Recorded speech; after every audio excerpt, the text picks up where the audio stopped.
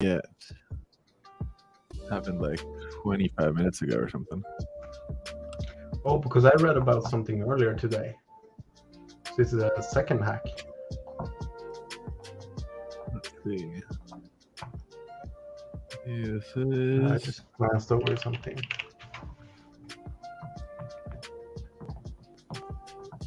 It's crazy such large protocols just like mishandle their keys and stuff.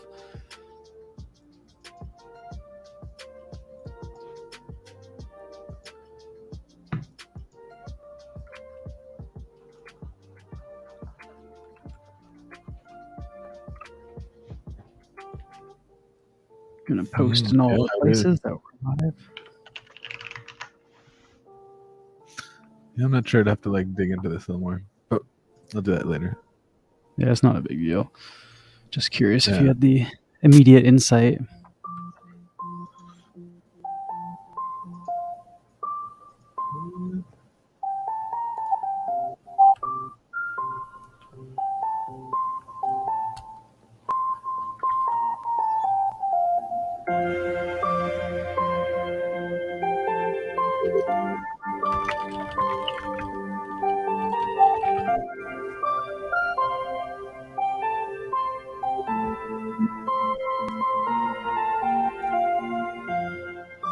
Welcome, chat. We got Navy Fighter, we got Prince Paradox, we got Moon Boz Marty.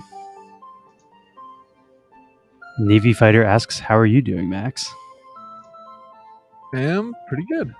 I'm trying to remember my password, which is the trick here. 6-Bit Glitch says, oh nice, I just arrived on Sofa with Brew. You solved my question of what to watch while I end the day. Yeah, you don't need to flip through your Netflix queue. You don't need to check your 5 different streaming apps. You can just watch Neon Space. Oh yeah, let's see. Here we go. I think I remembered my username correctly. It's just that the capitalization I was off on. That happened to me too. I did because the iPhone automatically does the first letter of capital. Is like user does not exist. I'm like, I know this user exists. We went over this last night pretty thoroughly, but lowercase. Okay, well, that's exactly the same issue. I had like Neon Max was my username, but it automatically capitalized the N in Neon. And it is a lowercase n. Doesn't the iPhone know the Wax blockchain naming format? Come on, iPhone. Let's see.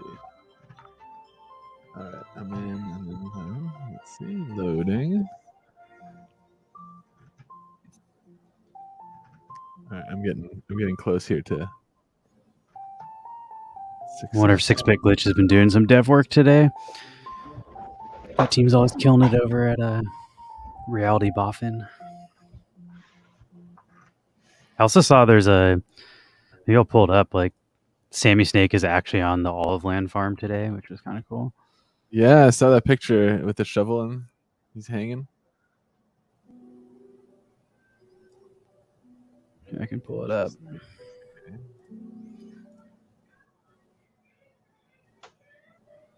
Okay. Which wallet is this? Oh, this is my first FTW. Olive Land Dream is alive. I've also heard that the actual game for this is supposedly coming soon. Which I guess like the actual product is still there, which is pretty cool, even if the game has kind of been on the back burner. There is a real life olive farm that the funds used to make. It wasn't just like, you know, the money went into someone's wallet and they ran away with it. Like they built the real life product. It's pretty cool. It says, King in the house. It's great to see Sammy Snake 55 on the farm. After 2 years of hard work, a shovel really changed everything. We have the excitement of the first day. We built the farm, but this was just the first step. We're just getting started. NFTs, Wax.io. You know what? I'll give that a like. I like that.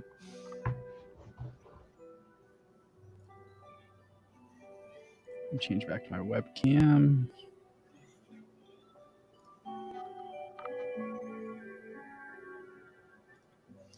He says, and Sammy's going direct from the Olive Land to come hang with us and the Crittercraft guys in the office.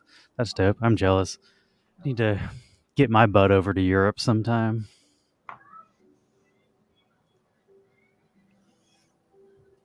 What's going on? We got Prince X Phoenix. I know Prince X Phoenix was just posting in the Pixygon Discord. She's been hunting for all the secret gems or whatever they're called in Pixel. Crystals. I was looking for some of those last night. I found on like the first level, if you go right and then drop down, you can climb all the way up, and there's some stuff, but it said it wasn't ready yet, so I assume I have to like get farther and collect some stuff before that becomes something. And Prince X Phoenix says you're a noob if you haven't been Pixiel. I got to like level 3 or 4 yesterday. I'm gonna play some on stream. Let's see how far I can get. BMax says yo yo yo. Blackfang says I make stupid games. Can you show us your socks, sir? Do you have cool socks on? Or is that, I don't know what that's a reference to. Just looks like normal black socks to me. Look like normal socks to me. You don't know. All right, here we go. You're happy now, Black Fang? BMax says he needs a controller so I can actually play.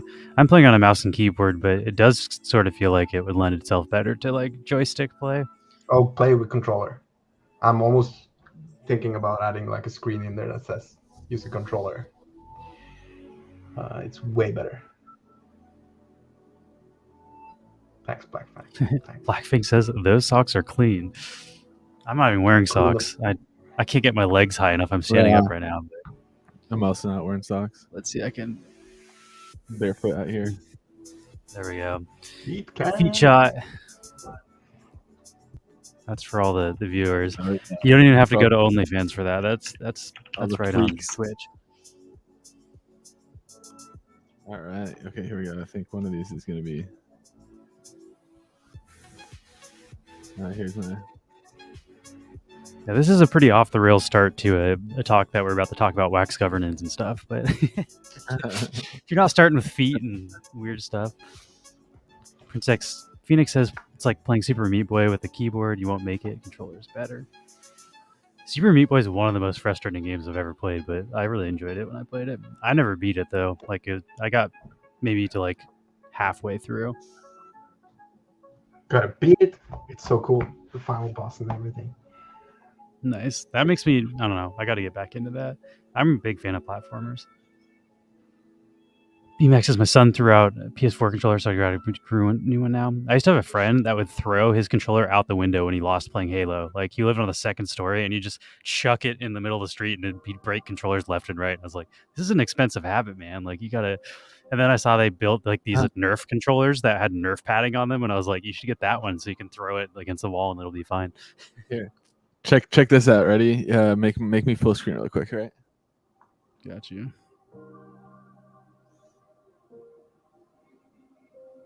Nice. So this is a new Pixygon like augmented reality app. So you can display your NFTs where you live. Well, it's more like an NFT wallet that also has AR functionality. But I just added it so you can follow other accounts and make bios and control all of your NFTs in AR. It's Prism is what it's called, right? Correct. That's cool. So, and then here, if I go trash that and search, it sees my NFTs in my account here. So I could take like my, I don't know, like this realm. Let's see if it there it is. So let's see left. Don't crash. Max has got that new iPhone. He's got that sauce. You can scale it up with 2 fingers. There we go. I put it on my foot.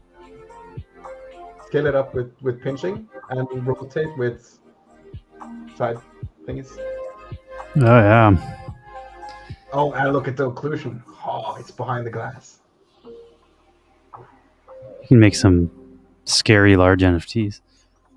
The only problem is that Vax doesn't have 3D model support.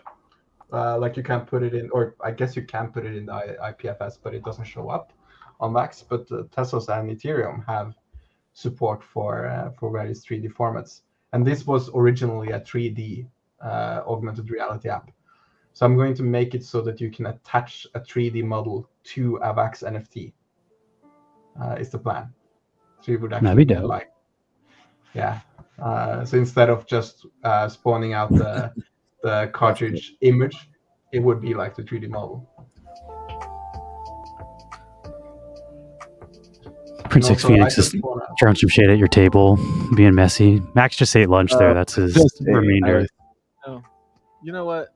She's right. I should clear these plates off. All right, fine. Don't shame me. Sorry, I cut you off. What were you saying, Anders? You can have multiple NFTs out in the scene as well.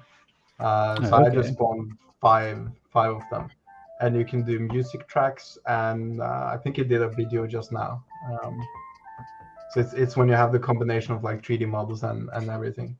And when I get it optimized, I'm hoping to have way more than 5-10 NFTs in the scene at one time. You should be able to save them and combine them and stuff.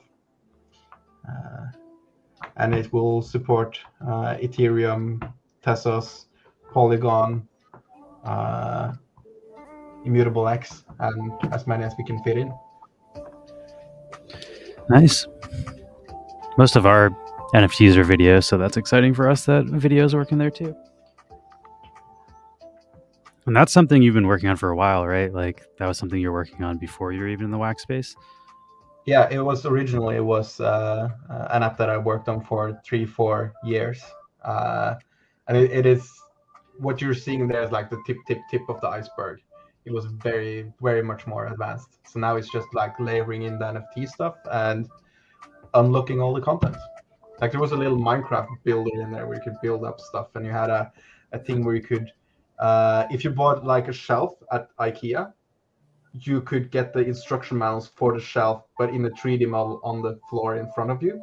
So it would show like, take this piece of wood and put it here, screws go in there, and you would see it kind of build itself in front of you. That's super cool. That's wild. That was pretty wild. And you could see stuff in real size as well. And this was like 3 or 4 years ago. So it was probably one of the more advanced apps. But people like, it was so advanced that people were like, what is this? BMax has AR so much potential. Yeah, I think it's super cool. Like it has more than VR. I remember definitely we were waiting for more accessible than VR as far as like anybody with a phone can do augmented reality VR. It takes like thousands of dollars of equipment to run. And it has more accessible use cases. Like in Norway, the postage thingy has like an AR mode where you can see your package in real scale. So you know if it'll fit on your doorstep or whatever. Oh, that's cool as hell. Prince X Phoenix asks, when more devlogs? I should get back to it. I kind of want to do like smaller daily things instead, maybe. That's easier for me to wrap my head around. We'll see. Now we're kind of in the middle with like 3 different products coming out at almost the same time, so kind of super crunching as usual. Buzz King says, played on Pixygon for the first time this week. It was fun. Cool to hear. I can show that off real quick. How far did you get? Did you play the platform or did you play the like the harvest one, the farming one? Because the platformer is really hard. And I know Prince X Phoenix is a bully and he's gonna talk shit, but I sucked at it. This is Pixygon for the uninitiated. This is it's a game on Wax. It's also on ETH and Talos, right? Tezos, yeah. Tezos. I always get Tezos and Talos mixed up. They're 2 similar names. Yeah. But yeah, you can buy the NFTs cross-chain, and then depending on what chain you're on, you can have it look at your wallet on that chain to play the games. That's I have really it on Wax. The cool part is that you can, it has all your wallets at the same time. So you can have like the faceplate could be from Wax, the game can be from Ethereum, and then the skin on your character can be from Tezos. So you can kind of mix and match. Yeah, that's super cool. That's the idea for the on Tezos? Is it a pretty like compared to Wax? Is it relatively active or a lot less active? I don't know. We kind of just had the option. Like I had programmed the ability to be on Tezos and Ethereum, but we didn't know marketing there, and we have barely any presence. So we have barely sold anything on both of those chains because we just didn't do anything with it. And Tezos is way more art oriented. They just buy like single art pieces. Oh, I see. I think for Ethereum, we're priced too low because it's $5 on all three chains. But on Ethereum, that means that you're paying like $10 in gas, which is kind of stupid. Yeah. Yeah, I have to use one of those like gasless markets. Get it to layer 2. It's still gonna cost quite a bit. But yeah, damn. That's cool though that you can run all three at the same time and mix and match in the game. I feel like that's definitely the like future of I would say Web3 gaming. Like it's not going to be like blockchain exclusive, or having like the ability to go across all the different chains is kind of the vision of what metaverse is. So also, when gaming is done correctly on the blockchain, it's not every single time you click it's a transaction on a blockchain. So like when the games are designed correctly, all they should be doing is scanning your wallets for NFTs anyway. So that's like a lot more accessible cross chain than like every single time you click you have to mint something, which works on Wax but obviously does not work on a chain like Ether. Yeah, we're very slowly just rolling out NFT features. So we're toying around with an achievement system, but like you can't, in the middle of a game when you collect 100 coins, you can't have the game stop because you have to accept the transaction message to get an achievement for getting those 100 coins, and then you die while you're doing the transaction. So I'm trying to figure out if you'll have to like claim your achievement somewhere else or something. So yeah, we're going to do more crypto features slowly over time. Chris says he wants a frozen treat. Max makes his own popsicles. Don't get him started about it. He's way too into making his own popsicles right now. That looks so good though. You're muted, by the way, Max. This one's great. This is guava coconut. So, I cut up a coconut and I threw a few guavas into a blender. Made popsicles. Super good. Yum. I feel like now is a decent time to kind of transition to, I guess, the more formal interview portion. But I know you were working on like the augmented reality thing years ago. I guess can you tell us like how you got into dev work to begin with? Like, how long have you been working as a developer? I think if we go way back, it started when I played Link's Awakening on my Game Boy. I was like, this is what I want to do. Yeah, I was 6 years old and I didn't know English or anything. So it was Link's Awakening and then it was Pokemon. I was like, from the moment I played Link's Awakening, I knew like, I'm going to be a game developer. And since then, I've just been working pretty relentlessly towards it. I made like card games and stuff. When I was 12, I got into Newgrounds and made small Flash games. So you can find that somewhere. I have a self-biography on Newgrounds and a game where you beat up Tingle, as well as some other stuff. Somebody needs to beat up Tingle. Yeah, it needs to happen. And then when I went to high school and all of that stuff, I was just waiting to get out so I could pursue games and go to a college for getting a games education. So when I finally got to that place, I kind of was way ahead because I was primed for this. So I quit the game school and just started developing stuff. Made a couple of indie games. Actually, there's a version of Pixel, 3 Pixel games from 2010, 12 or something. That's kind of the original Pixel. I don't think they exist anymore. And then I got a job being a developer, like a proper job for a Norwegian company. And then became a CTO, which is like Chief Technology Officer for 4 years at one company. And then I made another blockchain game. So yeah, I've always been in there, and I had like this one big vision of what I want to make. So I've been kind of just getting into different fields of what I want to do. So the AR VR was one big thing. So I kind of now I have those, and then the NFT stuff. I remember in 2012, I knew I needed something like blockchain and NFTs, but it didn't really exist at the time. So I was just like, there's a puzzle piece missing here. And then when I stumbled upon Wax and everything, I started working on that puzzle. Now the re-release of Pixygon, if you could say, because this is the second time I've started Pixygon. I'm bringing all of that together. How did you first stumble across Wax? I was working with Ethereum first, I remember, and quickly saw that this is just not feasible at all because of everything. So I made like smart contracts on Ethereum, and then found Vax as like, oh, this actually works. There's people here. The bar of like, you don't have to be like a Yuga Labs to get into Vax. There's more of a tight knit community of good people that are people and not faceless businesses. And I just kept working with that. So if you remember Immersives, I was the one that developed that, and that was also kind of an old project of mine that got turned into that. Yeah, definitely.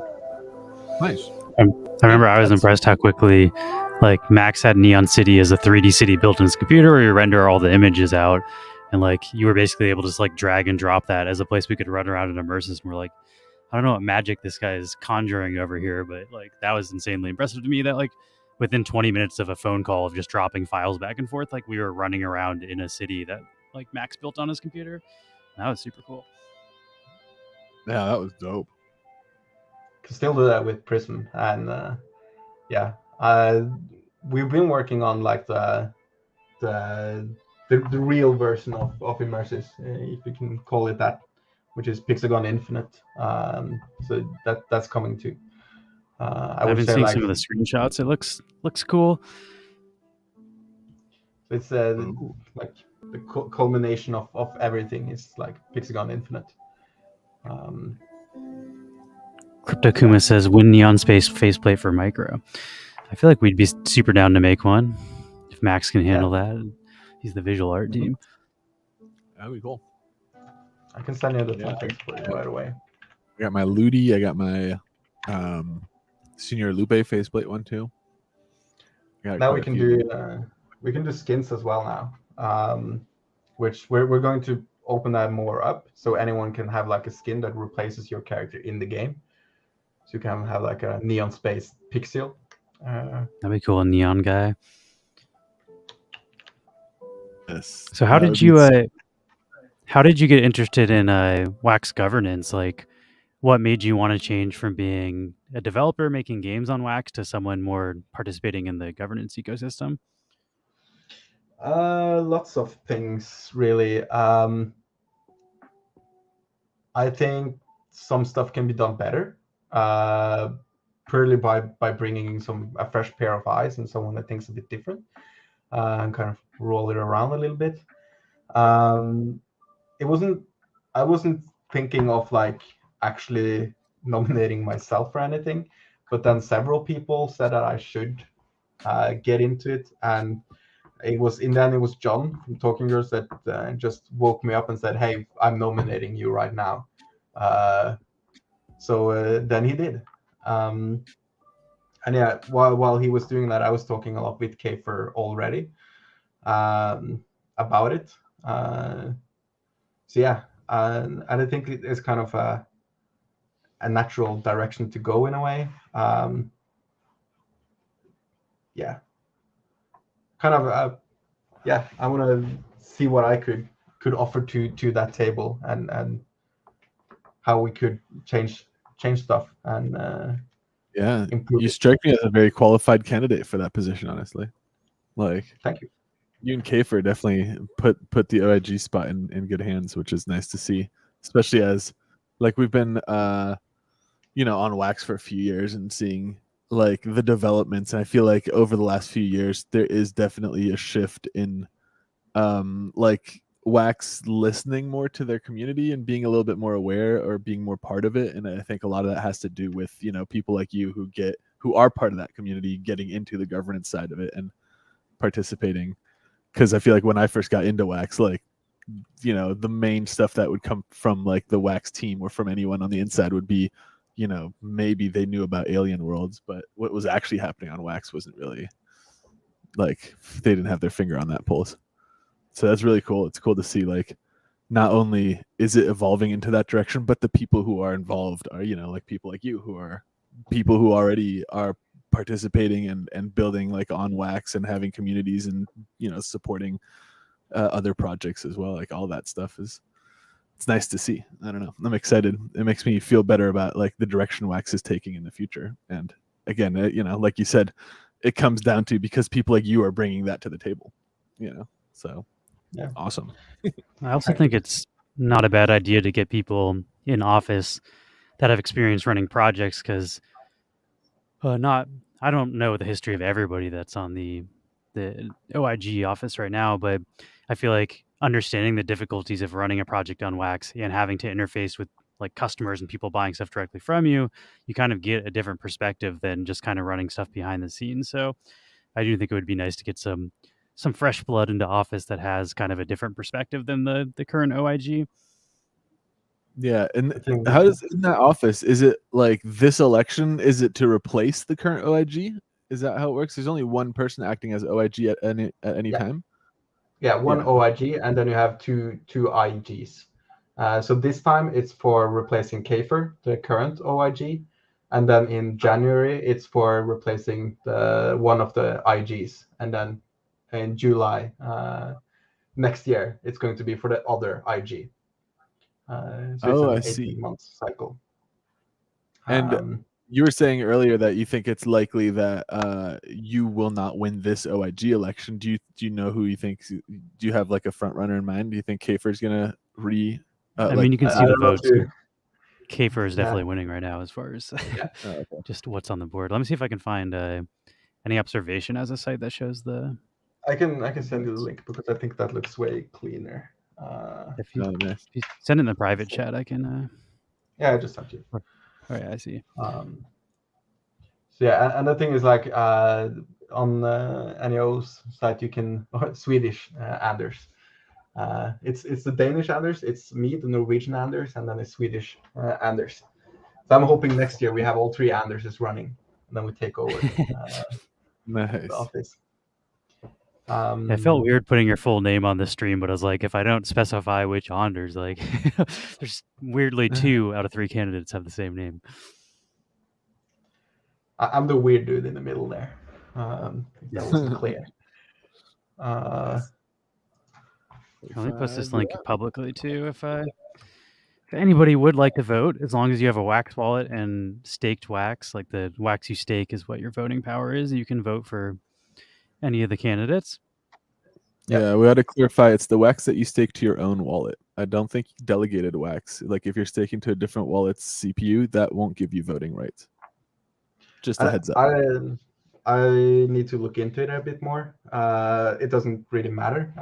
I'm 99% sure Kafer is going to win because he has like just a few BPs that have like 5 million Wax as voting powers.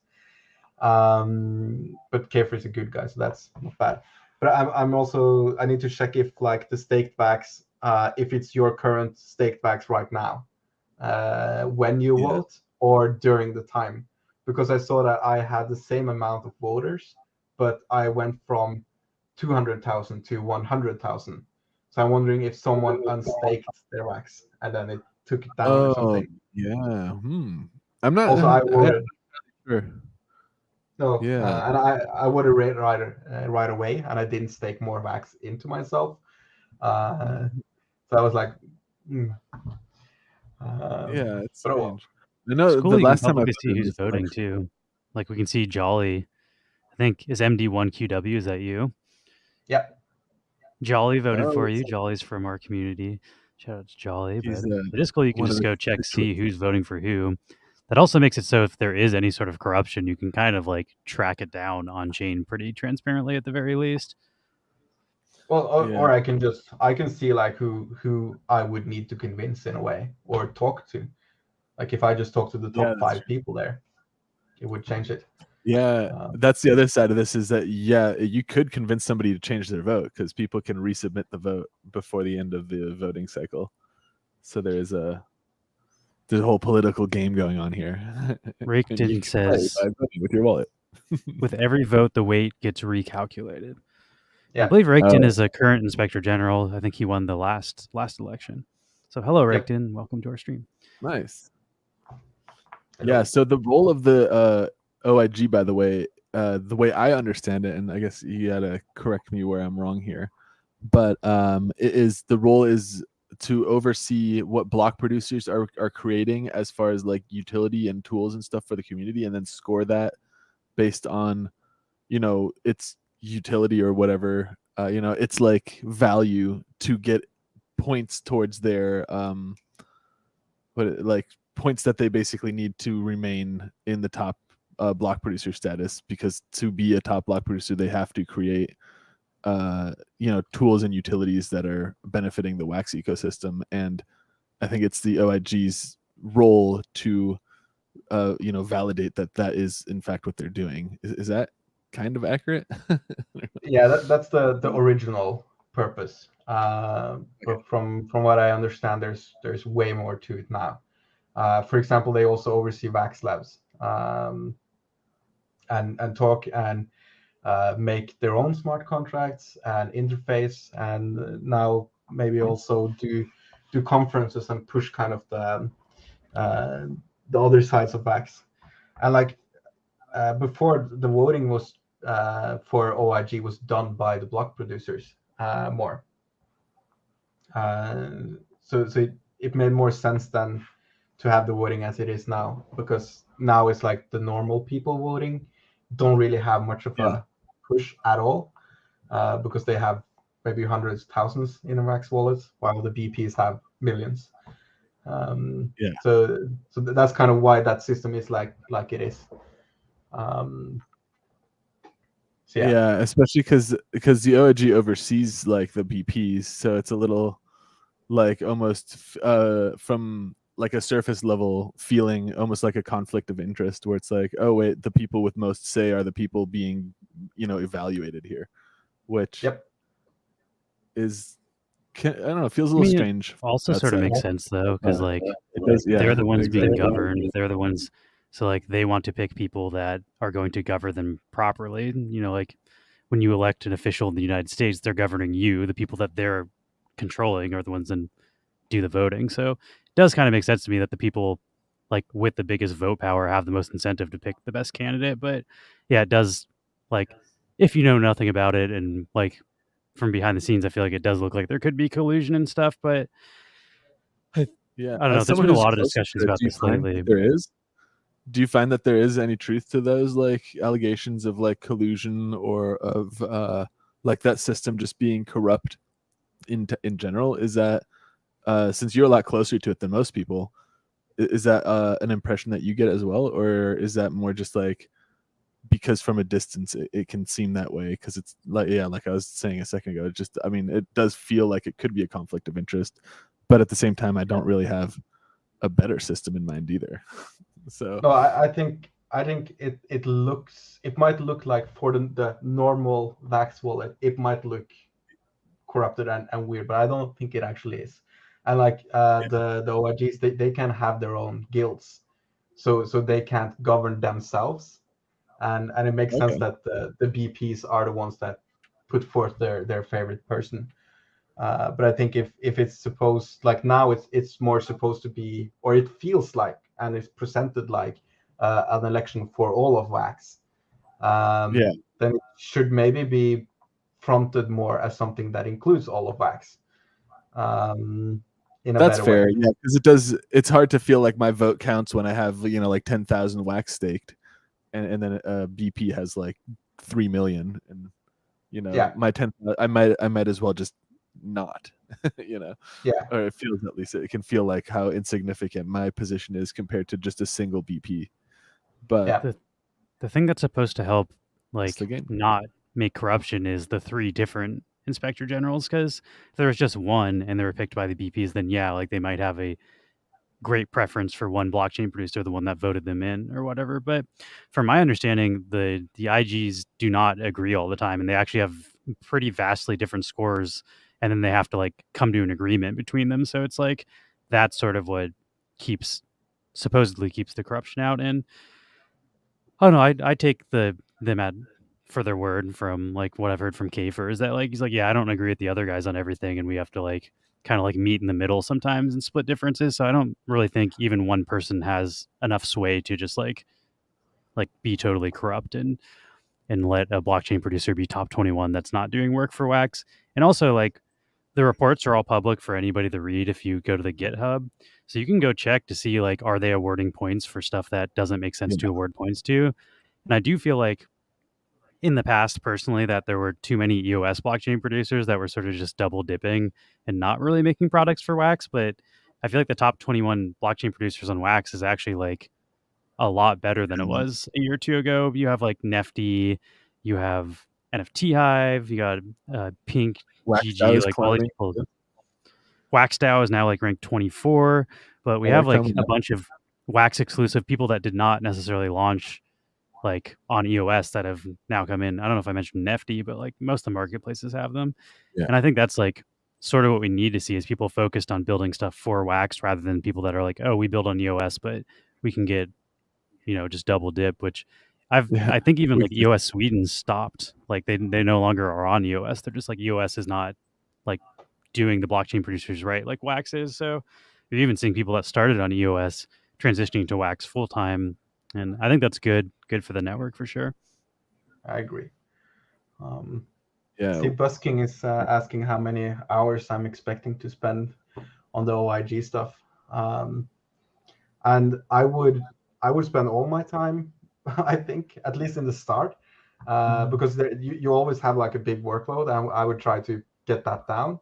But I think what I really want to do is I think there's a lot of stuff that can be automated a bit better and can be delegated a bit better. And I think also there's a lot of documentation that can be written to make it flow better and be a bit smoother, and make it so that when one OIG quits, the next one more rapidly can get into it.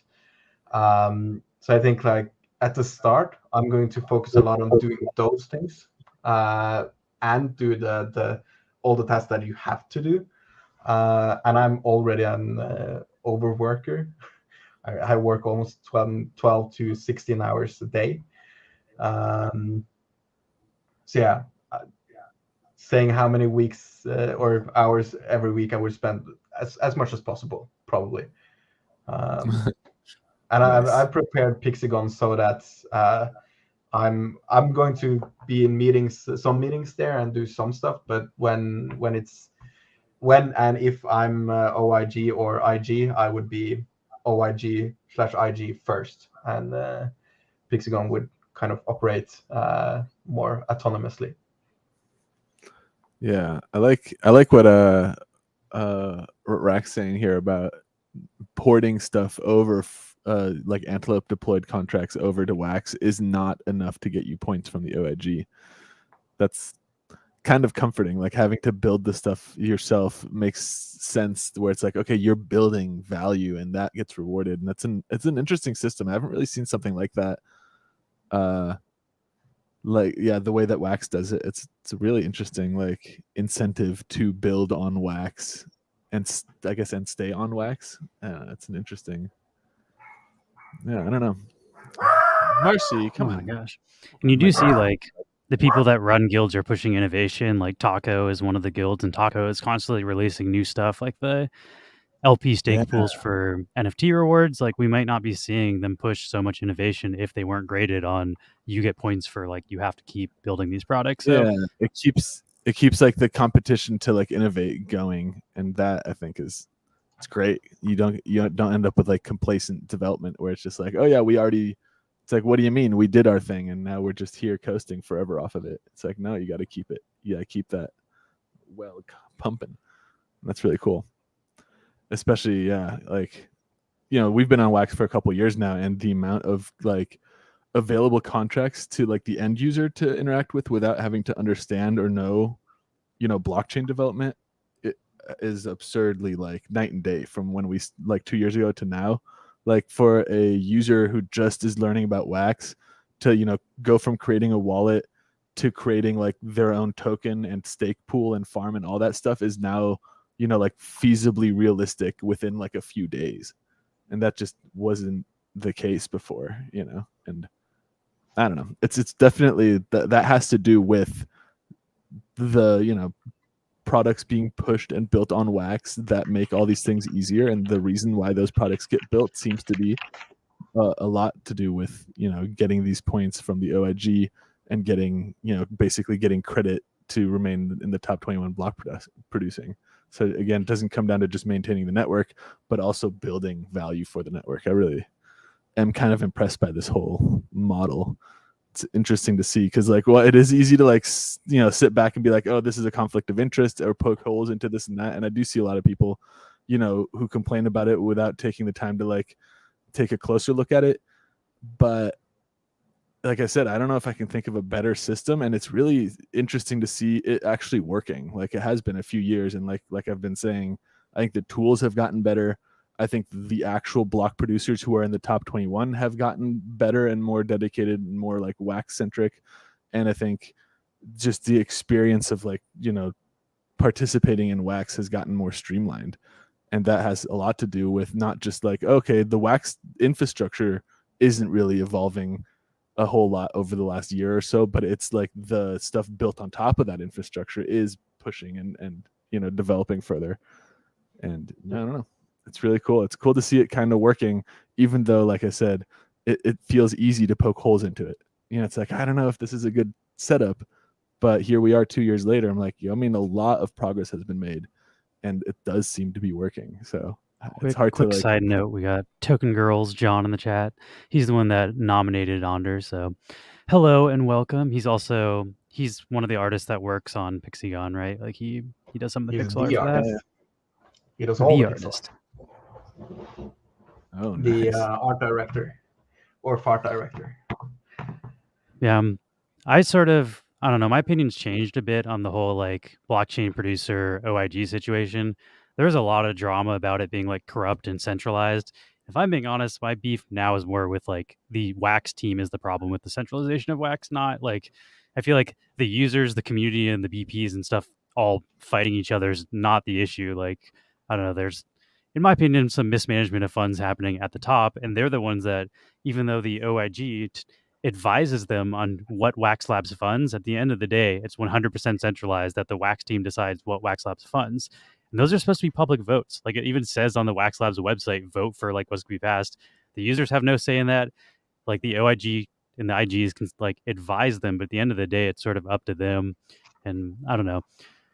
But I don't want to get too in trouble with the Wax team, but I've been pretty disappointed at a lot of their decisions lately, and I feel like they're kind of like the source of a lot of issues on Wax more so than like the blockchain producers, which there are also some blockchain producers that have done stuff that I very much disagree with, but like some of them, like I was not a fan of like some of the stuff Crypto Lions was doing on Wax, and they're not top 21 anymore. So like the fact that they weren't delivering functional products, and they're like, because I was complaining about that in the chat, they're like, oh, you're complaining about Crypto Lions? They're not even like an active blockchain producer anymore. It's like, oh, like they're on standby now. So it's like the system's actually working. The people that aren't building useful tools are getting worse grades, and the people that are passing them. So like I actually see it as like a somewhat functional system.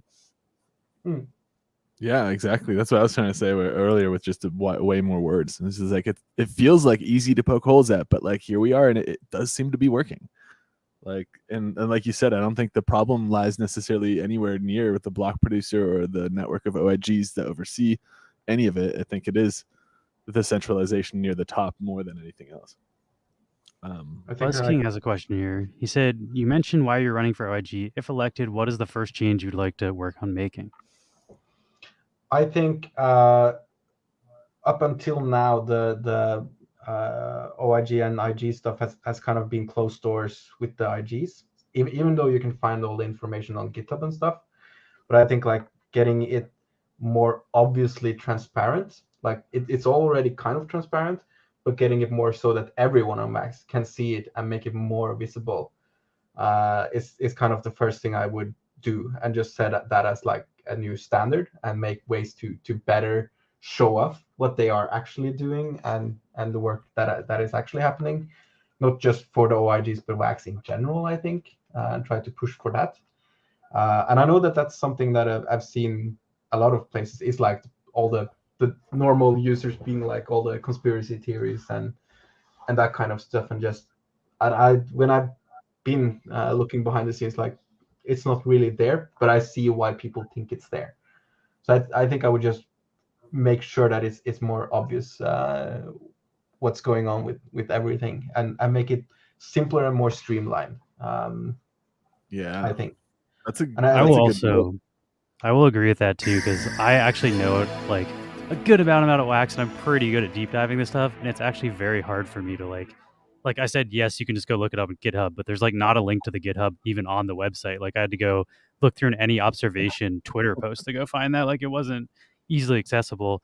Then also sometimes it links to stuff where it's like, I don't know if it's Substack or what it's called. It's some dev thing, and then like you need to log into an account to read it, and I don't have an account for that. So like I'm always getting links to stuff I can't actually read, and like it's actually pretty difficult if you want to just see like, I don't know. It'd be nice if that was all in one place in a user-friendly Yeah. interface. So I do agree that it could be more Kinda accessible. like, yeah, exactly. It's information that I know is out there, but if you don't want to spend like hours hunting it all down, might as well not be. So that's a good goal to make it. End users shouldn't be sent to a GitHub page. That's the developer's happy place. Don't send them there. Like a Git book is fine, but not really. I think like, yeah, show it off better, pretty much. I also think that's how you shut down conspiracy theories. Like all the conspiracy about like corruption stuff is due to lack of transparency. Like, because I've had people like in other channels say like, "Oh, this is this," and then when you just show them, they're usually like, "Okay, actually, you're right. Like, I didn't realize that was a thing." But like when there isn't an easy way to show people, it's hard to silence all the yeah, conspiracy because you get theories. all these like conspiracies and people come up with their own answers when you don't have the real answer available anywhere. Then it's like everyone in an unchecked like void is just like yelling all the wrong shit, and it's just like, no, there's a real answer here, and it's clear, and it's not like hard for people, and people aren't like not willing to accept it as the real answer. It's just that nobody's saying it. So that is definitely, I think, transparency on that level that's a great priority.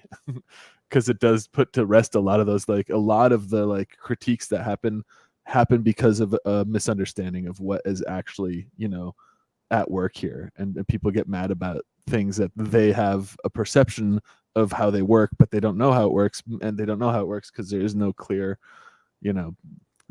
there's no clear explanation anywhere from anyone. Like that whole thing about the Wax team buying their own drops. For years since I got on Wax, I had heard about that, and I had like heard the speculation about like the market manipulation, all these things that seem credible given the information that we have from the blockchain. But then when you finally hear from the Wax team about like the credit card fraud that was ongoing, and them buying drops below drop price so that their partners who were doing the credit card drop would actually be able to sell NFTs on their block, like that kind of makes sense too. And it's like, okay, that's not such a ludicrous, like sinister plot that like is designed to screw everybody over, and totally makes sense. But where was this narrative for the last like year and a half in all of these communities? We were talking about this yesterday. Crazy. Yeah. I'll just explain that really quick in case people are unaware. Is that like an issue that happens with really anything you can purchase with a credit card is people can steal credit cards and then buy stuff with the credit cards. But specifically on Wax, they were buying credit card drops with stolen credit cards, and then they would flip like thousands of packs for $5 under the drop, so nobody buy the drop. So what the Wax team was doing was buying all of those flipped packs underneath, so people would actually buy the primary drops. That's also why Wax says they do not do credit card drops anymore. Like the blockchain brawler stuff was in Wax and not credit card, because they said they lost a ton of money on all that. But like from the community's perspective, they were manipulating their own aftermarket and printing money. They're just like, you guys are making so much money on this, and then like 2 years later, like find out they're like, no, we actually lost money on that because we had to eat the charges from the credit card cashback. They had to pay for that, and then they also had to buy the packs, so they're paying twice for that. Like they ended up doing really poorly on that stuff, which it's just crazy how different the community perspective is from what they're saying. But like it's weird that the only way I find that out is in the Wax unofficial Telegram 2 years later. And like, I don't know, it just seems like that stuff should be more out front, and like it also would squash a lot of the public criticism that, I don't know, it looked super shady. Because that misconception leads to these like conspiracy theories of like, oh, they're manipulating their own supply or their own aftermarket and stuff, which holds water in light of seeing those transactions on chain. But then it's like, I don't know, that leads to the next misconception, to the next, and snowballs into these crazy conspiracies that people have, and it's really avoidable with just more transparency. And I see where all of them are coming from as well. Like it's not entirely wrong that they go to those places. So it just needs to be clear, simple answers that are easy to find, and like show it with pictures. And I think like that's exactly. Like in summarization, like the entirety of Wax, I think that's where Wax is now. We need to just make everything clear, simple, and good to use. Like it needs to feel good to use it. And that's kind of because there's so much awesome stuff on Wax. Like people, and like I was dumbfounded when I found out that Ethereum and Polygon people are like, just now they have like opening packs and blending, and they're like, we can open packs and blend stuff, and it's like, I've been doing that for 2 years on Wax. Wax is so far ahead. That's why I'm on Wax, and Wax will probably always be my home, because Wax is so far ahead, and so few people know that it's so far ahead. Even just like a pack opening doesn't make sense on chains with gas fees. Like the fact that we can do pack openings, blends, like all that sort of stuff. Like it's like some people actually get confused. Like when they come from Ether, they're like, "What is a pack? Like I have to burn something to get? Like why would I waste the gas to burn something?" It's like, no, it's like it's feeless, and like I don't know. It's also like it's more like real life collecting. So like I feel like it's easier to onboard non-crypto users to like I don't know, explaining someone how a pack opening works. Like, did you buy Pokemon cards when you were a kid? It's that, but on the blockchain. Like it's a lot easier to kind of like throw. I love that you can have the full animations and everything. Like it looks good as well because you're actually ripping it up. And it's like on our own Pixygon micro games, when you open like the collector's edition, you get the empty cardboard box, which we are going to do stuff with later with it. But like the reason why we added that is just like we can, because Wax allows us to do it. And as a kid, I remember taking out the cardboard box and keeping that as pristine as I could. And then I had the game and I had the instruction booklet, and that was like a big part of buying a game for me. And like that stuff, you can't do that on ETH like at all. And that's that's why Wax is cool. I even like for Pixygon, like when you open the games, you get like you burn your pack, you get the cartridge, but then you also get the empty pack. So it's like you actually have the packaging for the game with the game outside of it. And I feel like that's something that also probably wouldn't happen on other chains because it costs too much to mint NFTs and all the transaction stuff. We're debating having the shrink wrap as well as an NFT, because the closed box is actually shrink wrapped, and you can see it on the reflections and stuff that it has like a plastic gloss, and then the open cardboard box doesn't have the shrink wrap. Yeah, I love that. That's great. It's also, this comment was funny. Yeah, it's funny. If you saw this, Kafer and I Make Stupid Games are both looking to the right, and they look like they're just sussed out at Danish. They're like, "What's going on over here, bud?" They're suspicious among us. Sus. He's the imposter. No, Anders has been to Christiania in Denmark.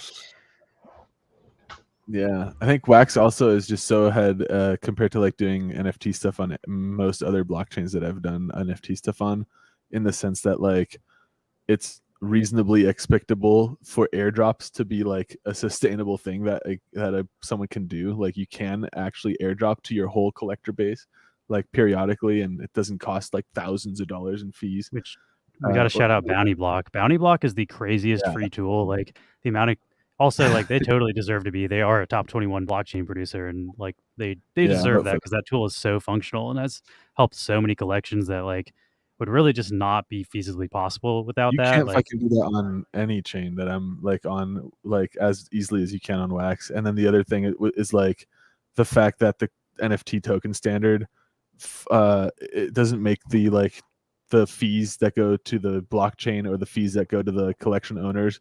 There's no way around them. It's like in the actual NFT standard.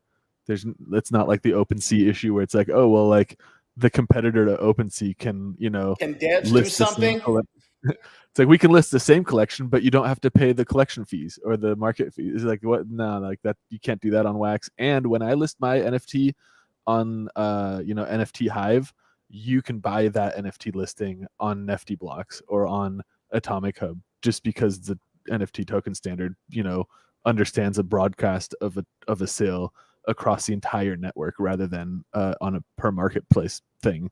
Again, way ahead of almost every other blockchain's NFT standards. It's kind of awesome.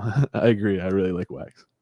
on the bounty block topic, I do also want to totally agree with this. Their support is top notch. The team helped me and my creator friends so many times. They listen to creators and futures too.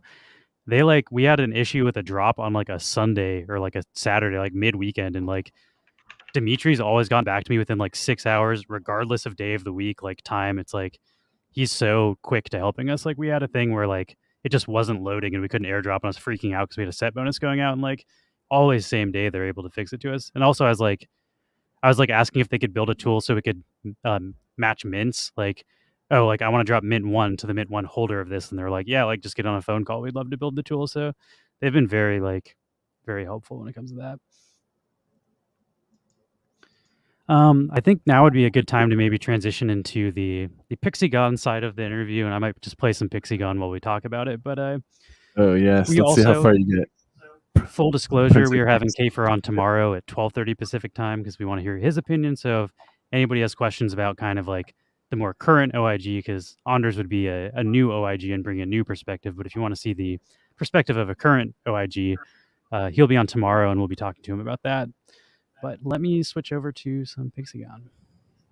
Said that Kafer is a pretty cool dude. I've been talking a bunch to him and everything. And if people have questions about the OIG stuff for me, they can just DM me or wherever. I'm like halfway on summer vacation, but I'm still working. But you can just DM me. I need to adjust the volume real quick. Give me a sec. You're pretty accessible. Actually, this isn't too loud, is it? Can you guys still hear the talk? Oh yeah, I can hear you. I can't see the chat, so Max, if you can monitor chat while I'm playing this, that'd be fantastic. I gotcha. Token Girl's asking if they can also DM.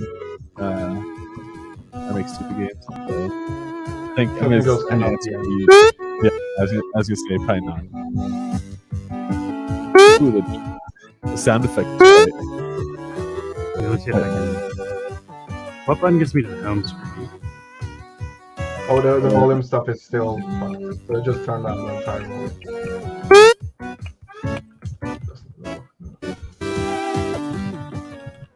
Home screen is enter. Yeah, I got it. Or I don't know if that adjusted the volume though. That's one stupid Unity bug that I can't fix it. I hate it. The volume, it just stays wherever it is at. No. Let me see. I can use my volume mixer on I'll just turn down the. Oh, good call. Turn on the browser. It's such a complicated bug to explain as well.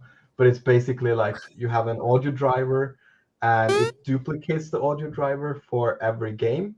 So if I wanted the games to load correctly and quickly, as they do now, because it just loads in Pixel, not the other 3-4 games, then the volume has to be like that, or I have to do a bunch of custom coding. But I'm going to fix that. But it's a stupid Unity thing that I have not fixed for almost 2 years now.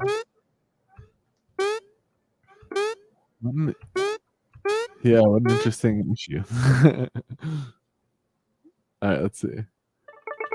How far have you made it? Princex Phoenix is going to talk shit, dude. I can feel it. I was playing last night, so I wouldn't be embarrassed on stream today, but I'm sure I'll still embarrass myself because this game gets pretty tough. I'm also pretty big, like Mario. I played a lot of like the the original Super Mario, but like I never had it. I never had like a Nintendo console growing up. I had it on Game Boy, so I had like the original Mario on Game Boy, but then it had like the Luigi levels, which would be like the same world, like the same 8 worlds, but then just much harder enemies.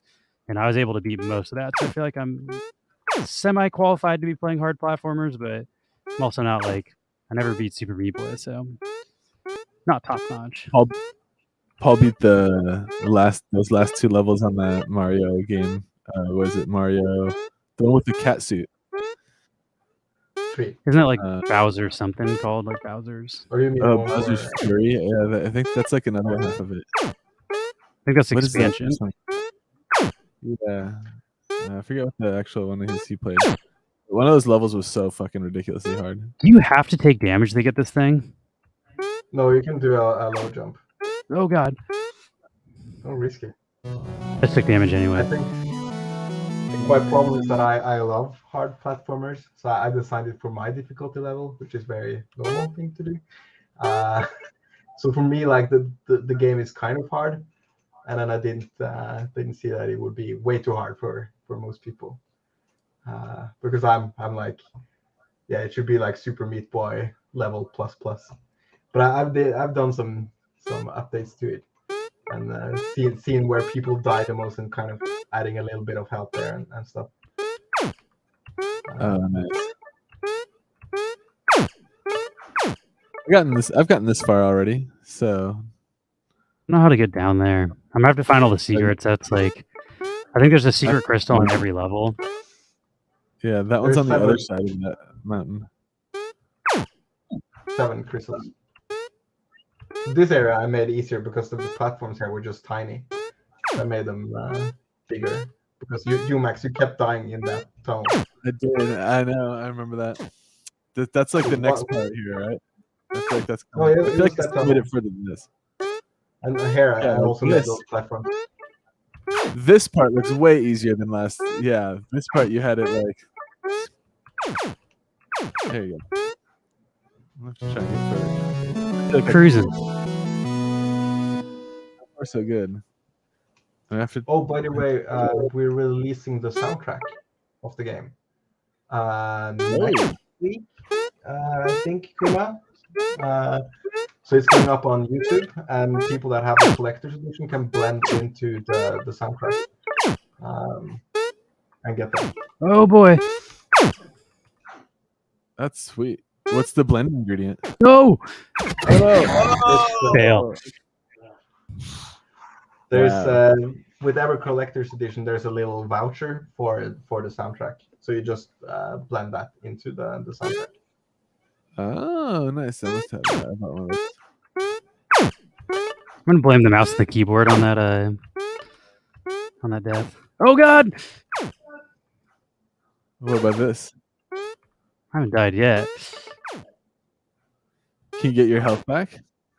No, I don't think so. Yeah, there's small eye crystals that you can do to get. No! Yeah, it's getting Do you have hard any for me. skins? Trying to get this. Do you have any of the skins, by the way? I do not have any of the. Actually, I think I do not in this wallet. I have like one of the Ludi Momoko one. skins just from being part of the Ludi club. You can press no. Q when you're not being attacked by enemies. You can see all of them. Yeah, just You not can- in you this can wallet switch. because my Ludi is in my cold wallet, not my hot wallet for gaming. Oh, I gotta try this with a skin. I got a Lumi skin too, and I think I have like 2 or 3 different skins. I also heard that you need like all the skins to make it to the very end game of the farm one. Is that right? Or is No. that no? Maybe. I don't want to kill myths, but no, you don't need it. But there might be something cool coming next week with the soundtrack, because we're making sort of a blend token thingy.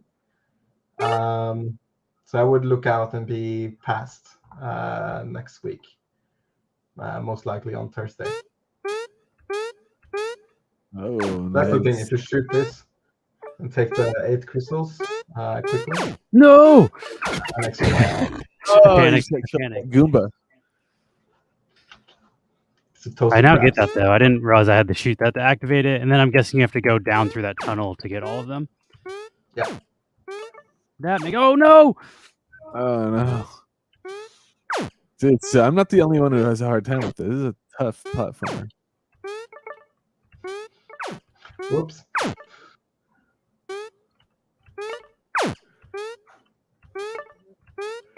Yeah, Paul tried it. He's pretty good at him. I'm just trying to see here where you actually struggle. This, I don't think this is too bad. I just think you were a bit unlucky. I don't think it's too hard. This is very appropriate. I'm just making bad. Ooh. Oh, and then you get it. That's how you get an extra life. Oh, there you go. I'm also curious, like, if the meta is like speed running or going back to grab everything. Like, it's probably more points to grab everything than you get. Do you get like score bonus for your points at the end, like the time? Not like Mario. Not yet. But it's going to be. I have a backend for a high score system, where it's going to be like either you get the fastest time, or the most points, or least amount of deaths. And we're going to have like those, so we can very quickly run. Oh boy, I forgot about this. That's not how you want to start out. Princess Phoenix says that she holds the run button the whole time, always. Yeah, that's kind of the way I made it. Is that if you run, you can better clear stuff.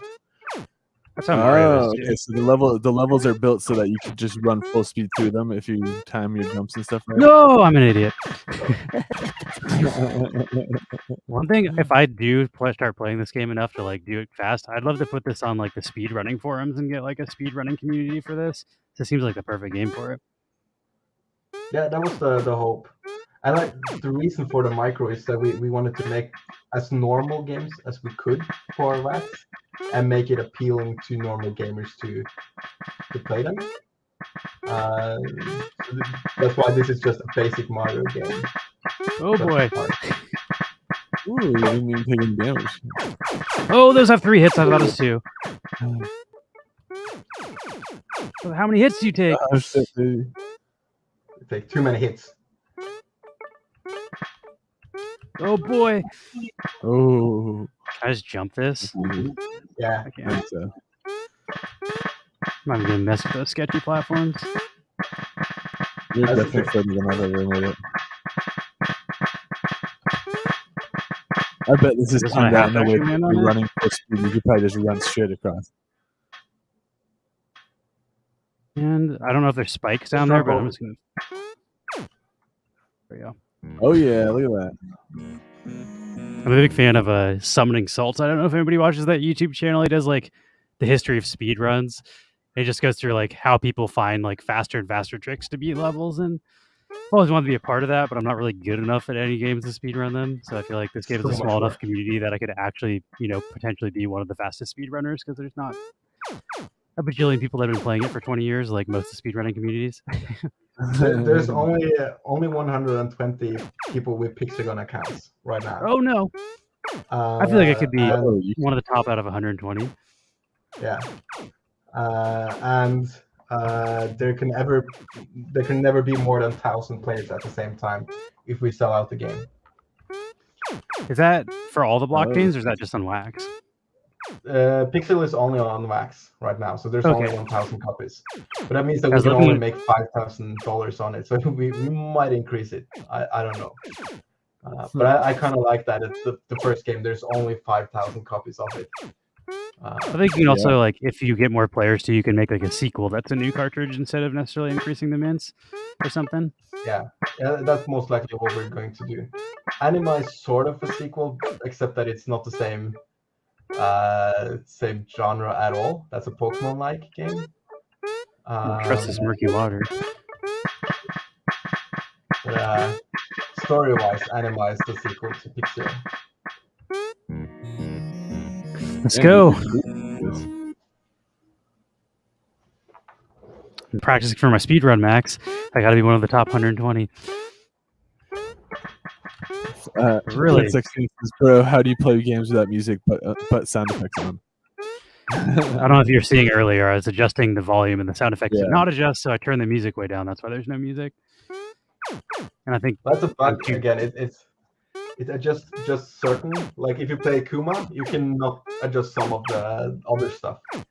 So it just picks something at random. Stupid bug. of course One they're day I'll slightly get it. too short. Oh no! No! The strat here is to jump on their heads and just keep bouncing forward across their heads. Like that. Oh, just All make of it them across. quickly. The like high score guy in me wants to freaking. How did that guy kill me? Oh, dude. That, I just want to don't go know. back and kill and collect everything because I feel like the score gets higher.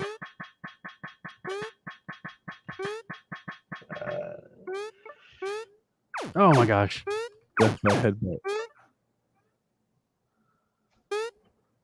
Oh my boy. Token Girl says put on music. Any music. If I go back to the menu to turn the music up, will I have to start back from the beginning? I wouldn't risk it. Yeah, that's why I haven't done it. With the planned update, there's going to be a saving system. Oh my so there's gosh. going to be an easier version where you can save between at least words, maybe stages too. I sort of like the old school. You have to like clear it all and Yeah. That's going to be One a quarter. nightmare mode. A nightmare mode where you have to run dude, through that everything can on a work. single life. This is where I started to become evil in my game design. yeah, this is mean. And Oh, nice. this is the lava levels are. Yeah, I Uh-oh, was not a I'm nice man. Guess YOLO. Oh. Uh, Can I go yeah. here? Guy doesn't move Can you much. jump on that? I kind of feel like you can't. Oh, you can. You can. He doesn't look like some guy you want to jump on his head. Come back. There's a second one. Oh no, he turned around way faster than I was expecting. We almost Damn, at the dude, lava I can't even level. see. Oh boy. You made it way further than I've ever made it. How much further can you make it? How far is this before you make it to the very end? There's 4 worlds with 3 stages in each. So if you beat this, you're halfway. But world 3-2 is fucked up. I don't know, Max, if you can find the link to this drop is open. You can buy this. It's $5. I bought it last night. Totally worth the $5 in my opinion. I also bought this sweet Looty faceplate. There's multiple different faceplates by other creators on Wax. Yeah, it's only 69 of the looties, I think. Yeah, this one I got it was under mint price on the aftermarket. So I was like, I think 69 cents was the original drop, and somebody's selling it for like less than that. So I was like, hell yeah, I'll scoop me a Looty faceplate. I also kind of want the I like the Senor Lupe one. Yeah, that's cool. All the faceplates, 50% of the revenue goes to the people that we collaborated on the faceplate with as well. I can get up here. And get some skins. The skins are cool. There's also characters. The reason I didn't buy one, to be honest, is I actually really like the way this guy looks. Like, Pixel was pretty dope. I agree. That's the problem. You can't make him look too cool. There's also some like default faceplates. Like you can change the color of it without paying. Yeah, this guy's tricky. You can actually zoom in the console as well now in the settings. Don't do it right now while we're playing, but you can make it so that you see more of the screen itself. And you can even tilt and rotate the console itself because it's a 3D model. So you can have it like tilted a little bit back and stuff. Wow. Oh no! Oh no! I lost my. It's like Mario. If you get hit, you lose. Or oh my gosh, better weapon. No, you took a worse power up. So you gotta, if you have a good power up, don't take the bad one. Okay, so here's the better power up, right? Oh, yeah. Now don't touch the orange ones.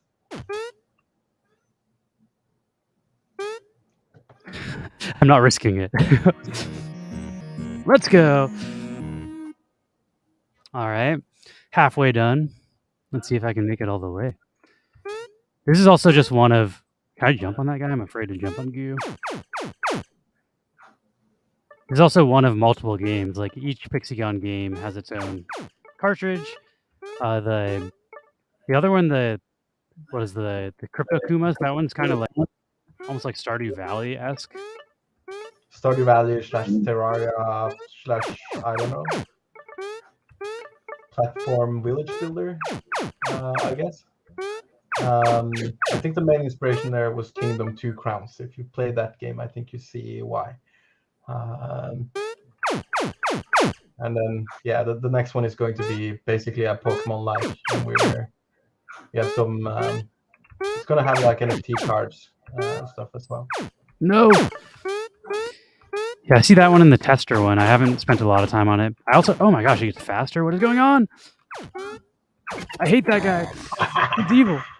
I might just not fight that guy next time. That was a bad idea. Corrupted toaster Such crab. a sucker for score. I want to kill everything. Oh, is this a new power-up I have never got before? Now I can kill that guy, maybe. Gotta dodge this power-up. I want to downgrade. But then I lose the score. I'm a score junkie. Gotta get the score.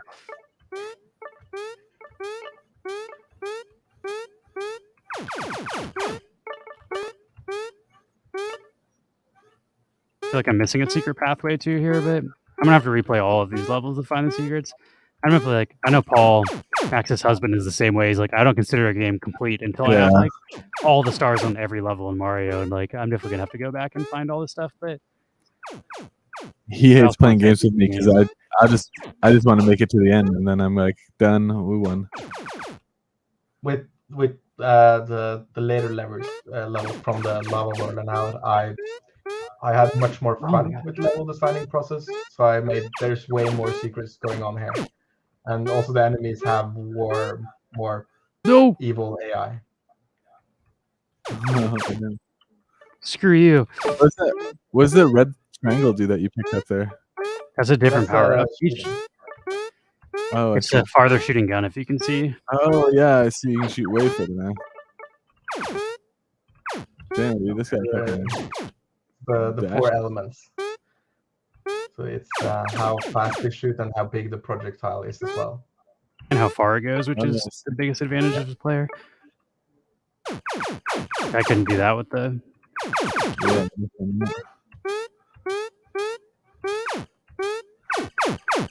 When you beat enemies, they drop different. Like this is, you wouldn't want to pick that up, right? Wouldn't want to score. No! I gotta not be so risky. I've only one hit. These guys I think are you're pretty close to the goal, so you should probably just jump it now. That spikes down there. It is. Oh no, but look at the texture. Go closer to the edge.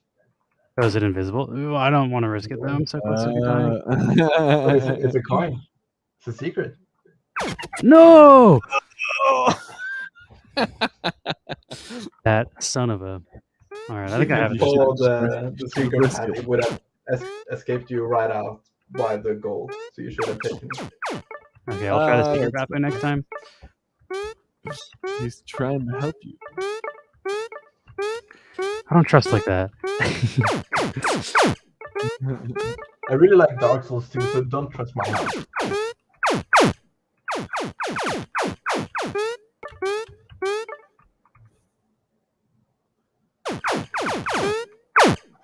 It's like a panda and like a blob. Your brother killed me last time. I don't like you. It's like almost sketchier using that first weapon than, oh my gosh, then just like jumping on him. This guy I'm just gonna avoid, and he screws me every time. No, I do want the extra life though. I shared the link to the drop if you want it. If someone in the chat is playing, you can scoop this game for $5. Did you link it in the chat? Faceplates and stuff. Yeah, I linked it in the chat. Did a bunch of faceplates you could still grab. I was a little disappointed. They're like collector edition boxes sold out. I was considering buying one of those. The Kuma still has collectors left. But Pixel is sold out. There are some, I think, pretty close to drop price on the aftermarket that I might end up buying. That one I wouldn't open though. That one would just be for collector value. Let's see. I feel like I have one of those. I think it's like $20 as a drop. 50. 50. It might even be cheaper on the aftermarket. I think I saw one for 20, but maybe I'm wrong. No, 15 is the price, not 50. You get figurine and 2 stickers. If I'm not wrong. All right, let's see if I can make this.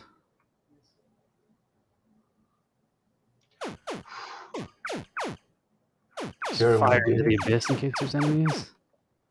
I feel like I missed something there. Oh, crystal, let's go. My first crystal. Got a lot to go. And you're This right. is why I want to make that map screen as well, because then you could go back and get the earlier ones. The background music is done by a friend of mine called Daniel. He actually worked on the original Pixel games way back as well. And he also made one for Kuma. I think he will do the one for Anima. We're fully sure yet, but it's really good. He also did the opening track for Immersis in like 2016, I think. Oh, nice. I like that too. Can I walk through this, or will this kill me? Try it. It'll kill me. Uh-oh. This is the level where I was like, let's make it hard. Challenge accepted. No! At least I didn't die. When you get around the corner up there, that's when I turn it up a bit. Hasn't even gotten hard yet. No! Oh, God. So fickle with the inputs. You gotta be perfect there. It's like my hesitation that's making me fall, though. If I would have just not pressed again, I would have been good. Nope, not far enough. Too short that time. That is a skill jump, because if you hold it too long, you go too... Oh, God. I died. Believe in myself. I can do this. What is this fan? There's some features in there that I was like, I'm going to do some cool stuff with this, but I never used it because I got too hardcore with platforming. So there's like fans, and then there's conveyor belts and some bumper plates, but I never did anything with them. Super Meat Boy had fans, right? Wasn't that a big part of that? Conveyor belts was the big thing in Super Meat Boy, because you could stick to the conveyor belts and they would shoot you upwards. Oh, that's right. And I think that was one of the coolest levels in Super Meat Boy. It's a salt factory. That's where all the conveyor belts were. No! Yeah. That was hard. All right. You can see. So is the next one coming out? Is that the Pokemon style one? Or is it? Oh shit, I'm dumb. It's closer to Shin Megami Tensei. If there's more geeks here than John. So it's kind of a monster collection RPG, and we're focusing a lot on the story. It's kind of inspired by Link's Awakening 2, and there's going to be, the way we're making it is that you will buy packs of the animas, the monsters themselves, and they will be basically like Pokemon cards. And if you own one of the cards, that means you can catch it in the game. But as soon as you've catched it, you can sell off the card if you want. I knew that was going to happen. Damn, dude. I think I can, if you know where it is, you can just jump right and avoid that, though, and go on the one block. Yeah. Yeah. Never mind. Last top platform there, you can just jump off. You can also, there's also a very tricky jump there that if you know how to do it, you can always get it.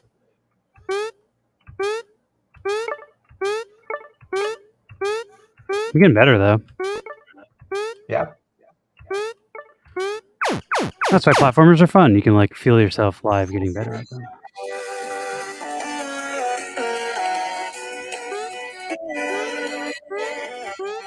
Here's some 8-bit music. Is that you, Max? Oh yeah, I'm watching Prince X Phoenix posted a quick tutorial. I wish I turned my music up louder. The music's cool for this. Yeah, That was she's saying you sketchy. turn the music up. No! No! And what I should have done is if I would have looked left, I would have bounced. It's like counterintuitive. You bounce the opposite direction you're looking. So if you fall off that and you look left, it might bounce you to safety. Yep. I think the reason that Lewis isn't trying to turn the music up is because he's worried that if he does go into the settings like that, it won't set him back. It'll like reset his game. Yeah, that's what happened when I adjusted the volume last time. It most likely will, because when you enter the home screen the second time, I know there's a bug that it might just close the game, which is stupid. Or if you open the home screen the second time, it doesn't close the game. But I know you open the home screen, so no, something is going to happen. So don't risk it. Prince X Phoenix says that it'll trick if you click game, but not if you click the game image. Oh, so you could. I'm still afraid to lose my progress. I'm pretty. Yeah, not the second time, Prince X Phoenix. No. Oh my god. Okay. So I guess what you could do is just kill the volume on your browser, just so we don't have to just hear the jump, because I feel like the jump without audio gets a little repetitive. I can turn mute, or I mean, if it was on YouTube, we could just play the soundtrack in the background. But I can actually upload it to YouTube now, maybe. Just pull it. I can also put on just random music. We got stream beats that I can. Yeah. Okay. Let's put on some random music. So the sound. Wait a little bit. Just let me know when it's on YouTube, and I can. I'll open that instead of stream beats. Click outside the screen, and it should be able to should pause the game. And I'll send you something here. I think we also have a fruit fields we can give away after this. People are tired of watching me die over and over. You've made it so much further than I ever have, so I'm kind of like, invested in seeing you pass this fucking part. I mean, I'm enjoying it, but I'm also not playing it. So. Oh boy, that's a hard jump. I feel like you should jump to that from here, instead of from the top one. Do it from the second one. That's good. Yeah. Oh no! Now I have to do it perfectly. I have no life. I have no life outside of this game too. Now just run. No. Run.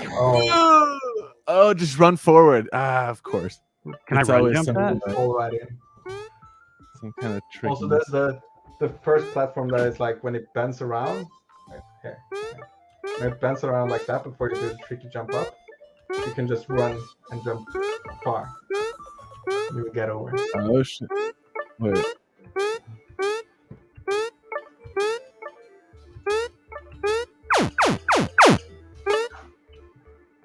All right, I'm getting good at this part now.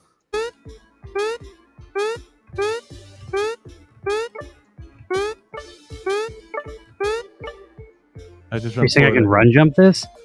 Oh no! Or just run. Oh, let's go. That's so much easier than doing the skill jumps. I do kind of want to do the skill version though. I feel like I just copped out of being able to jump correctly. If you click outside of the screen now, outside of the micro itself, I can send you something secret on DM. Just click somewhere outside. There you go. Oh, it pauses.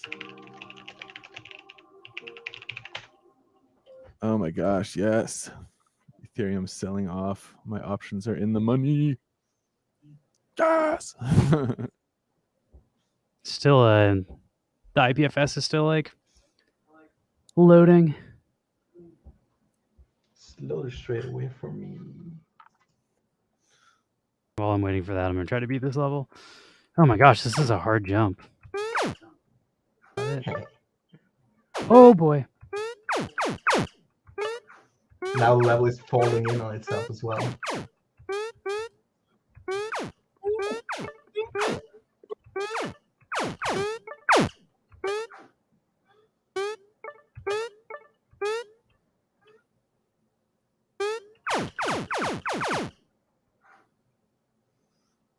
I feel like I'm close, but Could also die No, easily. you have to go all the way back and up again. Let me click away real quick. Oh, Here we go. Oh, and this is a template deck, so this might be something you can turn into. Oh.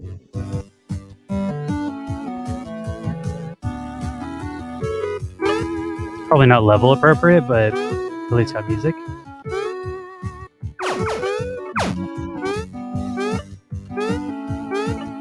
Oh boy.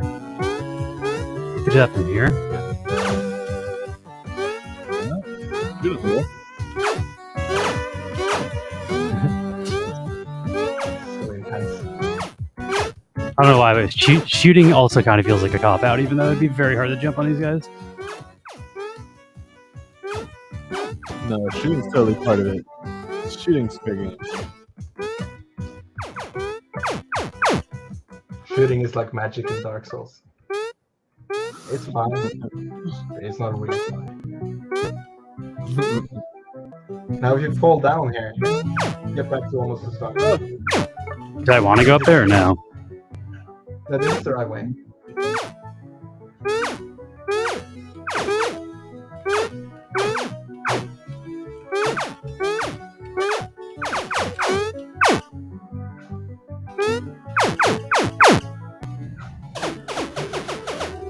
What? So close.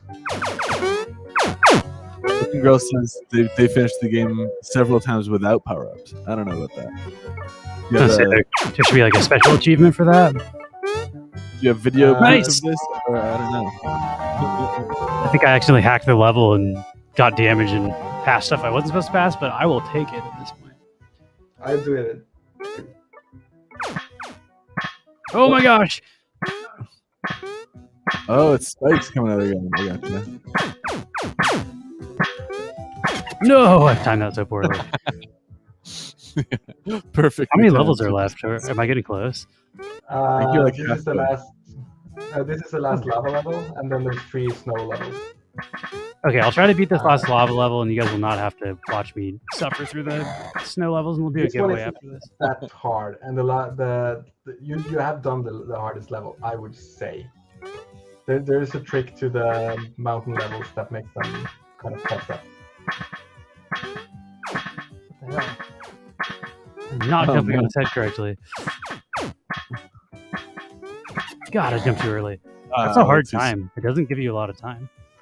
But I think I can do it. Oh my gosh, stop dying me. Those look- That is the sketchiest thing I've ever seen. Oh, he just died.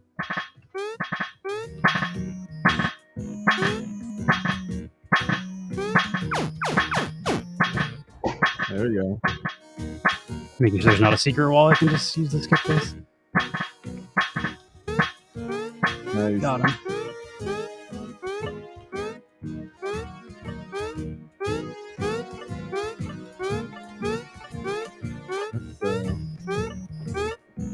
Oh boy.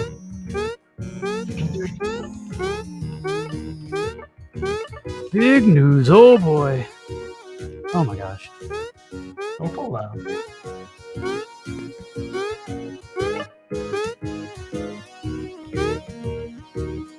Making sure there's no secret tunnels.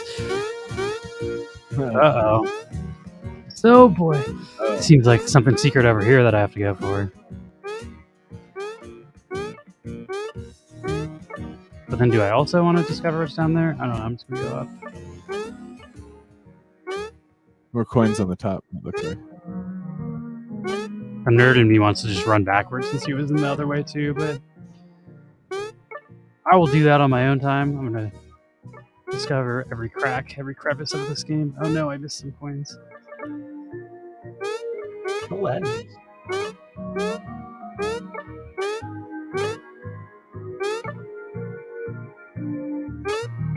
Maybe that's where you would have dropped down if you went the other way.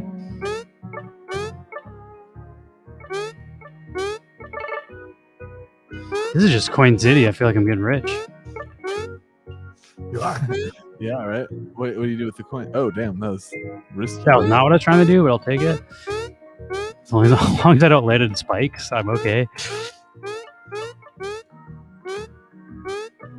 Oh no, I don't have a shoot, so I can't. You have a shoot Can't at get- all? No, you need the power up to be able to shoot that. Oh, so that's what Token Girl was saying. No, they did it all the way without even shooting. Damn. Okay. Impressive.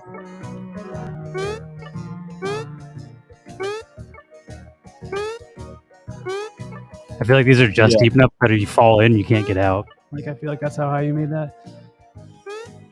Let's go. Oh, Actually, hit much it. easier than the previous level. Buzzking says you're doing really well, and I agree. You make it look easy. Like if I was playing this, I would not be. Also, not using a controller. I might be the best keyboard player in the world. Probably. I think the last level there was something weird with the enemies because I saw when you started it, yeah, a lot of enemies was defeated. Oh, what the hell is that? I do not like that guy. He follows you. That's like the almost reminds me of like the shell dude in Mario that will follow you around and throw shells on you. I freaking hate that guy. That was like one of the hardest parts of the Luigi levels. They would like choose really hard worlds and then just have those guys following you around while you also had to dodge the other enemies. This is also the music, in case people couldn't see it, that I was looking at was this template that now has 0 issued, but there will be 100 only of the. So everyone can go and listen to the soundtrack, and it's going to be uploaded to YouTube as well. Do you mind if I post this in our chat? Let's see it now. We'll probably do the YouTube link pretty soon. Nice. The Momoko plates are pretty reasonable if you look at let's look at. I bought one last night and it was like, I want to say like 30 to 60 cents. It was not bad. I wanted the Ludi Club, but the Ludi Club was a little more expensive, so I got just the not club version. But I like the gold. I think it's a nice look. But you go to console custom and then sort by lowest. Wait, which one did you not get or get? 63 cents for the mint price for this was 69 cents. So this is actually lower than the mint price, even though it sold out. And that's the one I got because it was the cheapest on the floor. And then you can also get, I think this is made by John, right? Token Girls. These are only 30 cents. Sweet Matrix glitch looking one. But yeah, this one, the Ludi Club faceplate is, I mean, it's only $1.40. It's not that much more expensive, but I feel like if you can find something under the drop price, that's like, to me, is a deal. So I had to scoop it. And this is under drop price too for the Ludi. I also like this one though. Probably end up getting all of them at some point. That's pretty cool. It's the artists that we collab with that decide how many they want of each and the price. So someone could come and request a one-of-one faceplate for $100 if they want. We have so some are there's 500 of them, and some are just like I think it was one dude that had just 10 faceplates of one. And then there's, I think that one, there's a limited supply of it. Yeah, I think I would err on the side of lower count. If we were to do a Neon Space one, I'd be like 10 or 20 or something. 25. Same as the Neons. I think like we want some that are like some that are super rare. One of one. Cat stickers. Yeah, that would be so cool. Oh, that one's great. There's only 60 of those too. That one's pretty rare. Let me see if I can find. Let's pull up the drop page and see what's cooking. You can find it on Pixygon.io as well. We have the Nifty. Yeah, embedded. it's like the marketplace embedded. It's nice. Yep. Why not? I'll just keep playing the music. I don't know why I stopped it.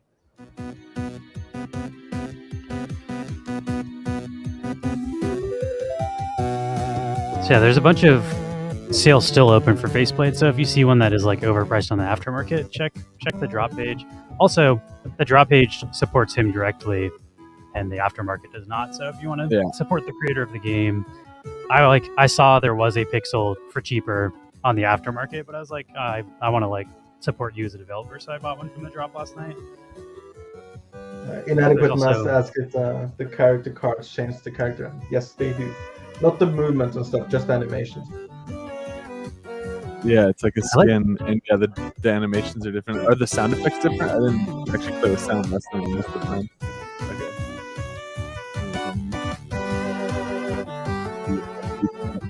You can see all the looties are sold out. I think there's still some of the. There's one. I'm Yeah. surprised that the fucking chummy one is still around. There's only 25 max of those. I guess it's not like super cheap, although it's $3. I have one of those. I minted one when it dropped on live.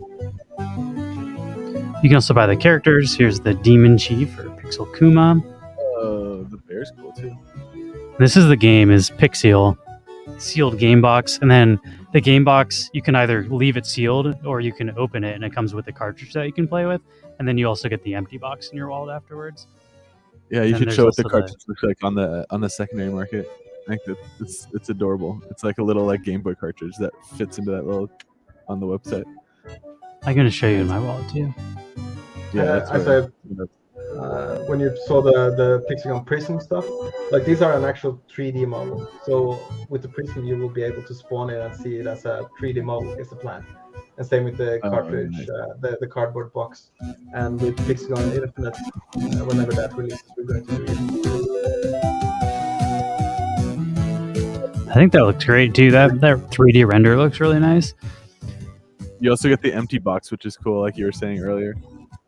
Yep. You get like the open box. Yeah, there it is. Have fun. I like that. There's a couple projects that have done like the ripped pack or the like whatever, like the wrapper. I think it's awesome. Actually, the box on the backside is pretty detailed as well. I don't have a box to look at.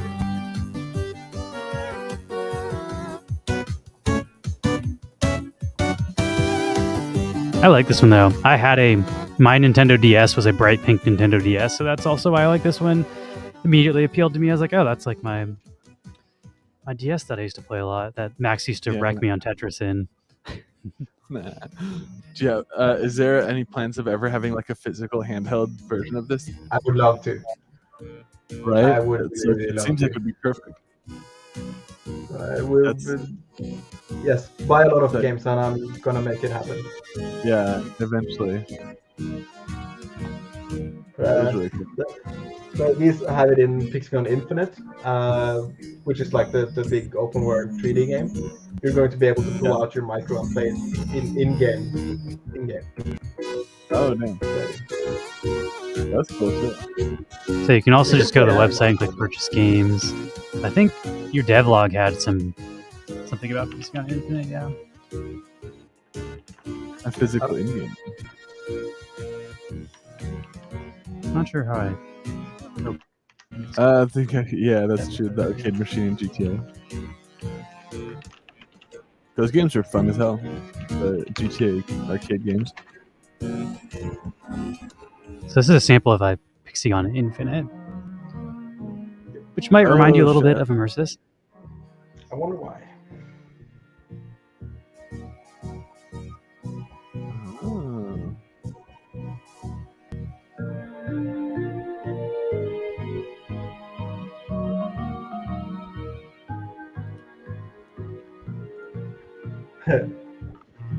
So fun. Lower What is the music. merch? I don't know if I've clicked on merch before. Oh, you have actual shirts and stuff you can get. Oh, that's dope. I feel like a pixel sticker would be rad. You have all the stuff. We basically made it like what stuff do I need and want in my closet right now? I need hoodies, shirts, and tricking bugs. I also like the mouse pad. I kind of need a new mouse pad actually. My mouse pad is like one of these weird circular ones. I feel like it's less than ideal.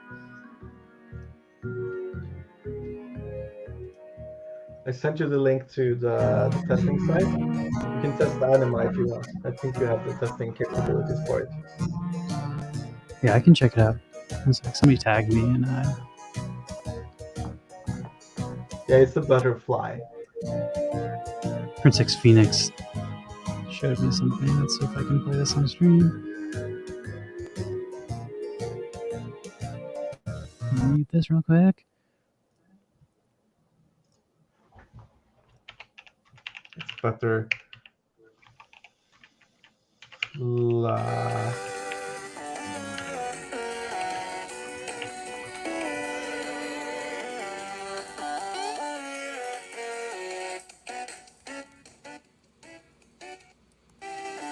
Just showing me how to get into the game.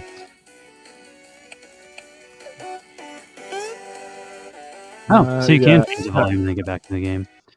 Yeah, but I don't think you can hit the second time.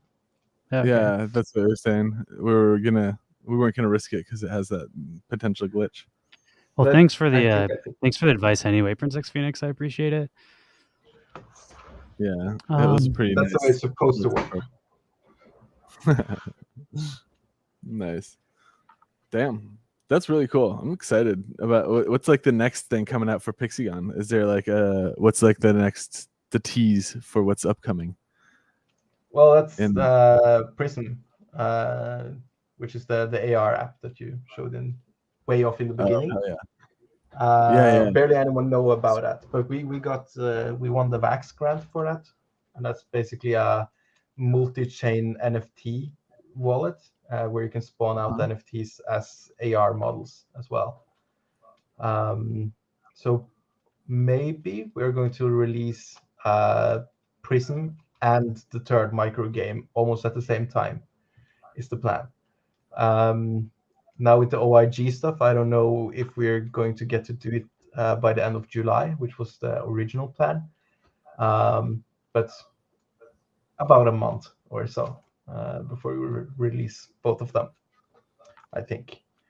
If you own an iPhone, you can also pretty much send me a message if you want to test it, even though it's still kind of broken. Yeah. But, I was playing with it earlier on my phone when Prince X Phoenix told me my table was too messy and I had to go clean it up.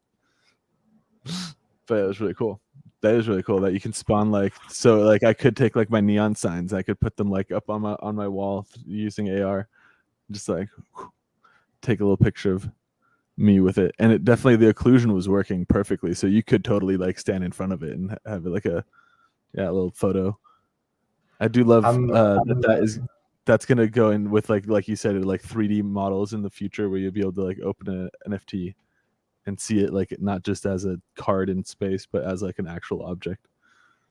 That's really cool. Yeah, and the 3D models is way cooler because especially on an iPhone, because they're really advanced with the AR stuff.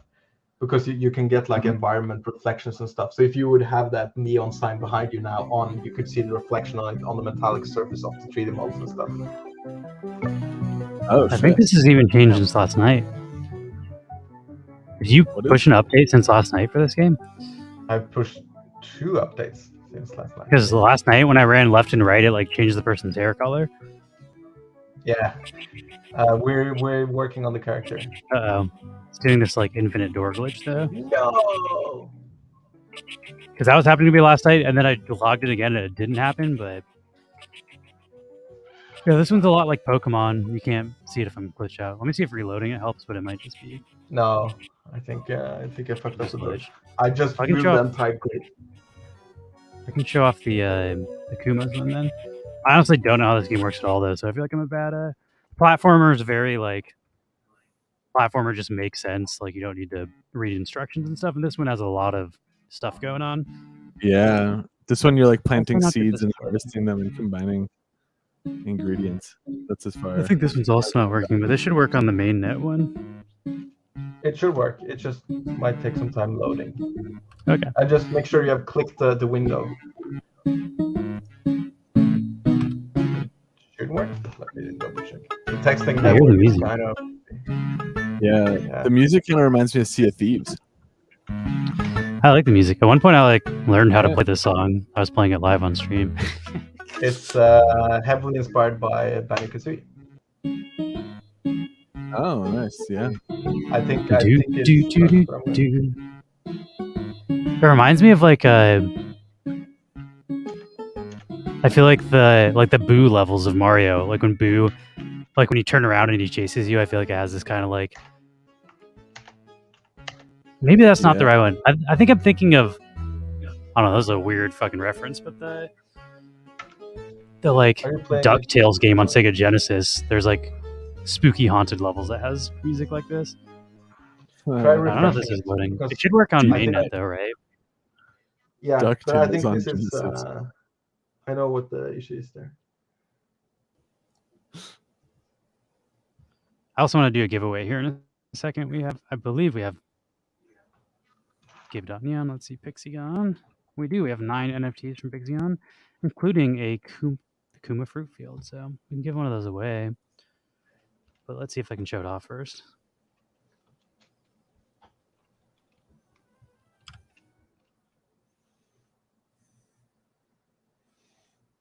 Actually, I think it's. I wonder if this works on the mainnet, or would it be the same thing?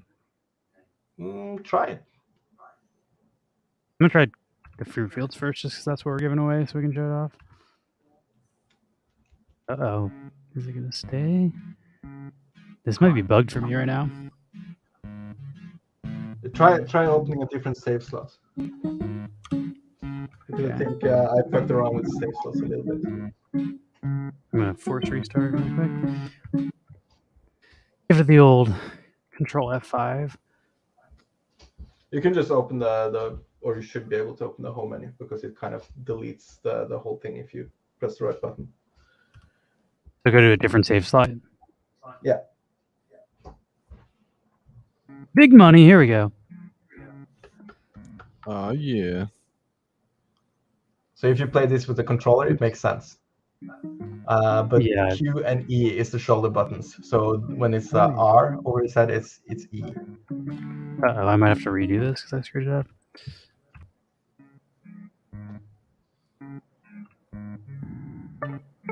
So you can see there's seeds.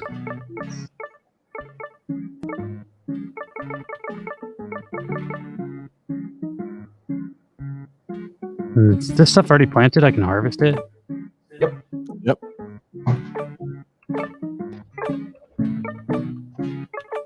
Loop of the game is basically harvest stuff, build stuff, sell stuff, and plant more stuff.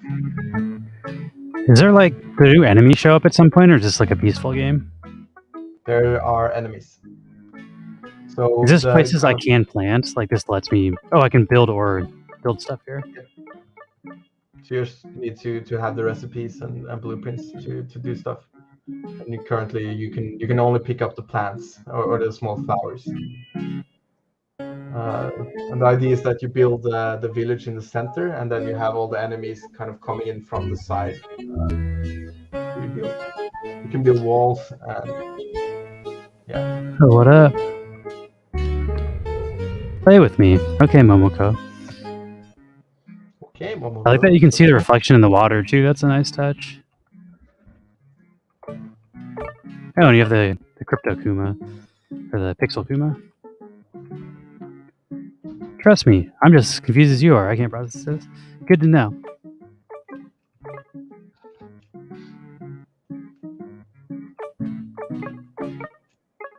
Now you can go to Kazu the shopkeeper. That's the purple guy that you ran past. And you can sell stuff. If you hit Q now, it goes over to the sell tab. Is there any reason to keep these, or should I just sell them? Sell them. What button? Shift? I don't know. Buttons? X? Again, like you have to play with control.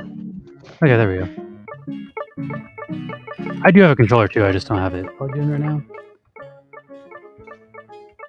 Big money, I can sell 9 of these. I also want to see what this guy says. What up? I'm Assassin Kuma.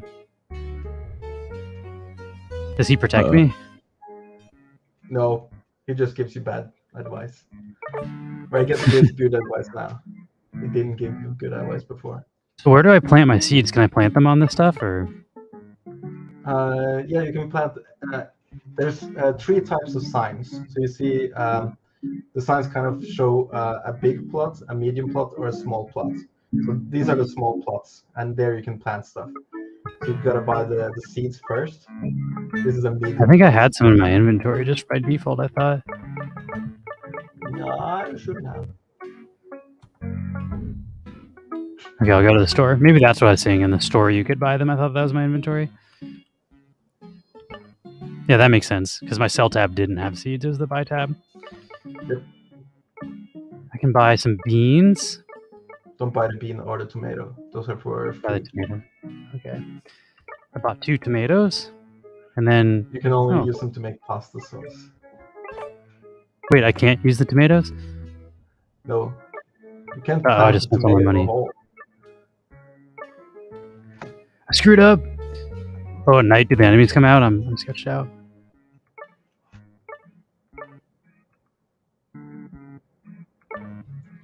This is for sure a game that you spend more time with and just slowly build up your city bigger and bigger and bigger. Does the save file, does it save automatically, or how do I save?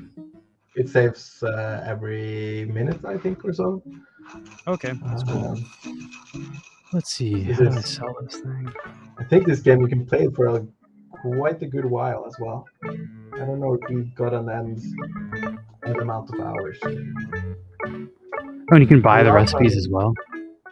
Yeah, so the blue recipes or blueprints, that's like permanent stuff. So as soon as you have like the lantern blueprint, you can always build a lantern if you have the right ingredients to build it. Thank you, Ricky. I definitely need to play with the controller for this. It's super confusing on the keyboard. Yep. I think I will check this out on another stream, though. Let's get a giveaway going for people. Maybe we start with giving away one of the characters. Yeah. And give away. We have more of the Cherry Bell, or do we have more of the Temptress? 1, 2, 3, 4 versus we have equal. We will give away. This one's the highest mint. I don't know why it's not showing up either. There we go. We'll give away the Momoko Temptress for our first giveaway. And this is a character. Can you use them in both games, or can you only use it in Pixygon? No, you can see at the top left corner of the card, it says that this is for Pixygon. This is the third skin in Pixygon. The fourth skin is coming this Thursday, so watch out for that. Will that just be a drop, or how do you get that? Kuma, can I say it? Wait, I'm the boss. I can decide what I can say and not say. Give us the alpha. I guess I can announce it here. Woo! We're gonna make a blend token which you can claim it once a day or something like that, and then on Thursday we're going to drop a cosmic set, which is going to be a cosmic Pixygon skin, a cosmic Pixygon artwork, and a cosmic Pixygon faceplate. And all of them are going to be pretty rare. The skin is just going to have 10, and the faceplate is going to have 25, and I think the artwork is like 50. And they're going to cost a big amount of blend tokens to get them. So I think people will be pretty fast to try and get them. I don't know if we've ended up making like the fourth item that you only get if you own all of the other items. We should. So yeah. Yes. How do I get the blend tokens again? They just from Thursday, you're going to be able to mint it out or claim it. Maybe we did a couple of days before. I don't know, Kuma. You have it ready. Let's go. See, I'm into that. I love that. Eludie. I love the idea of having a 1 of 10 skin. That's super rare. I love the rare stuff. So we're doing a giveaway here. If you'd like to enter, it's !neon space and then your Wax Wallet ID, and we'll send it to you right after the game, not even after the stream. Like this.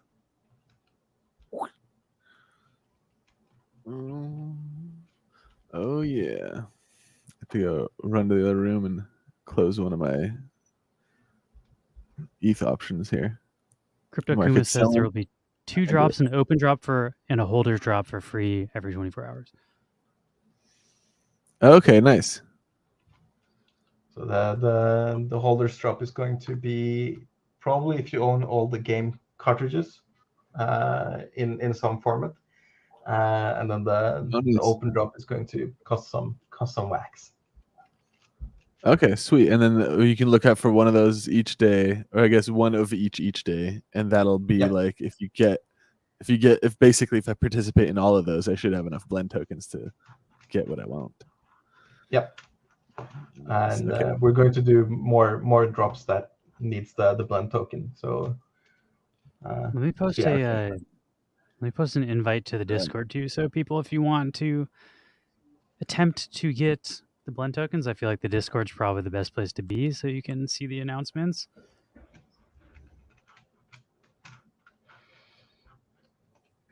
And this is the link to join the Pixygon Discord.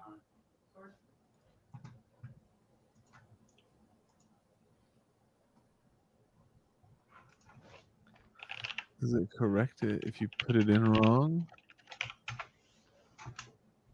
Let's do some more I'm music. guessing it did correct it if you put it in wrong, and then do it. I right can also the second double check before I send it if you win. for Wilbur. You got to win first before we worry about that. Yeah, that's true. It's the interference from the cat. The cat won't let her do it right. Cat needs attention.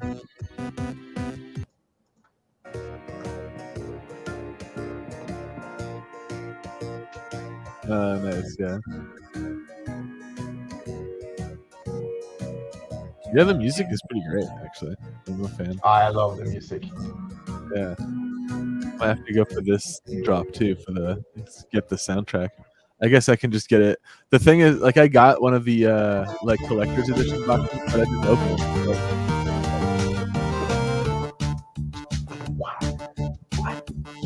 Crypto Kuma says we will release theme-based sets using the drops of imagination, which is the blend token.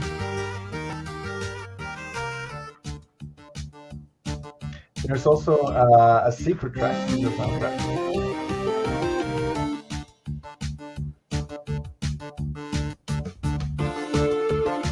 That's what I was saying earlier when I was just playing the soundtrack randomly. I think it's not like biome appropriate or world appropriate, but the world's all of a different genre.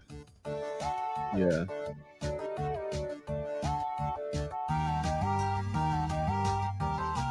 That's pretty cool. BMAC, it is, if you can hear me, exclamation point neon instead of exclamation point play. I'll type an example for you just so you can see. Oh, you got it.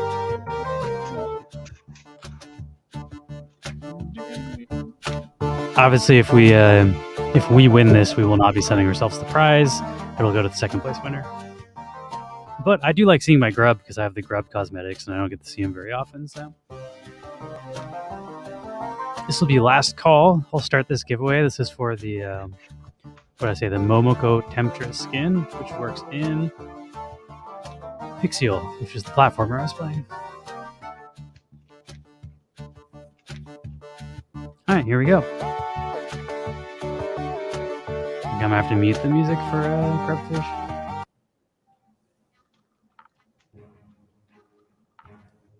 Oh yeah. I was like, why is it so quiet? It's because my tab is turned down so much.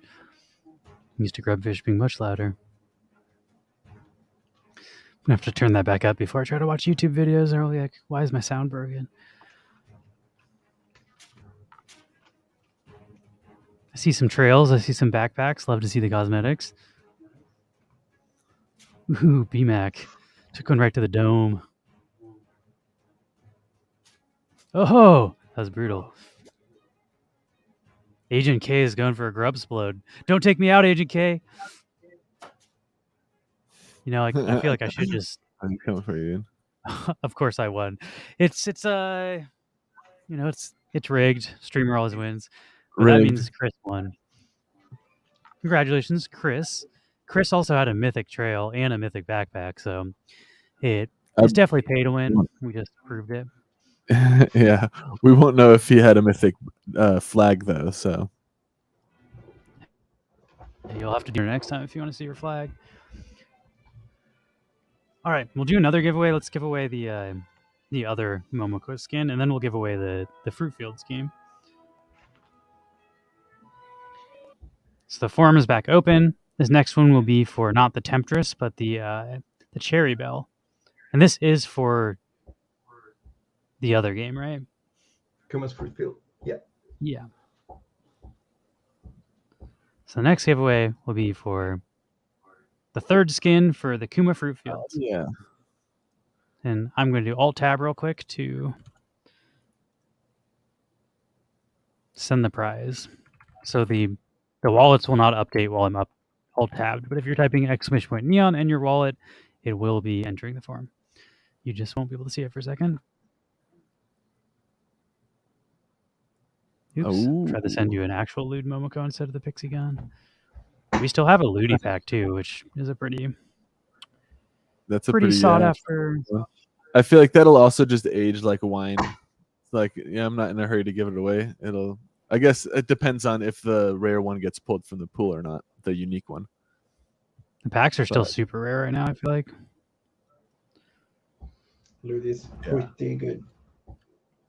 I always love keeping like unopened packs too, so that's what I was saying about, like, I have the collector's box for Pixygon, but I don't open it, so I can't get the voucher for the soundtrack when that drops. I'd have to open it, and I'm not doing that. All right, Chris, you should have that in your wallet now. I just sent it.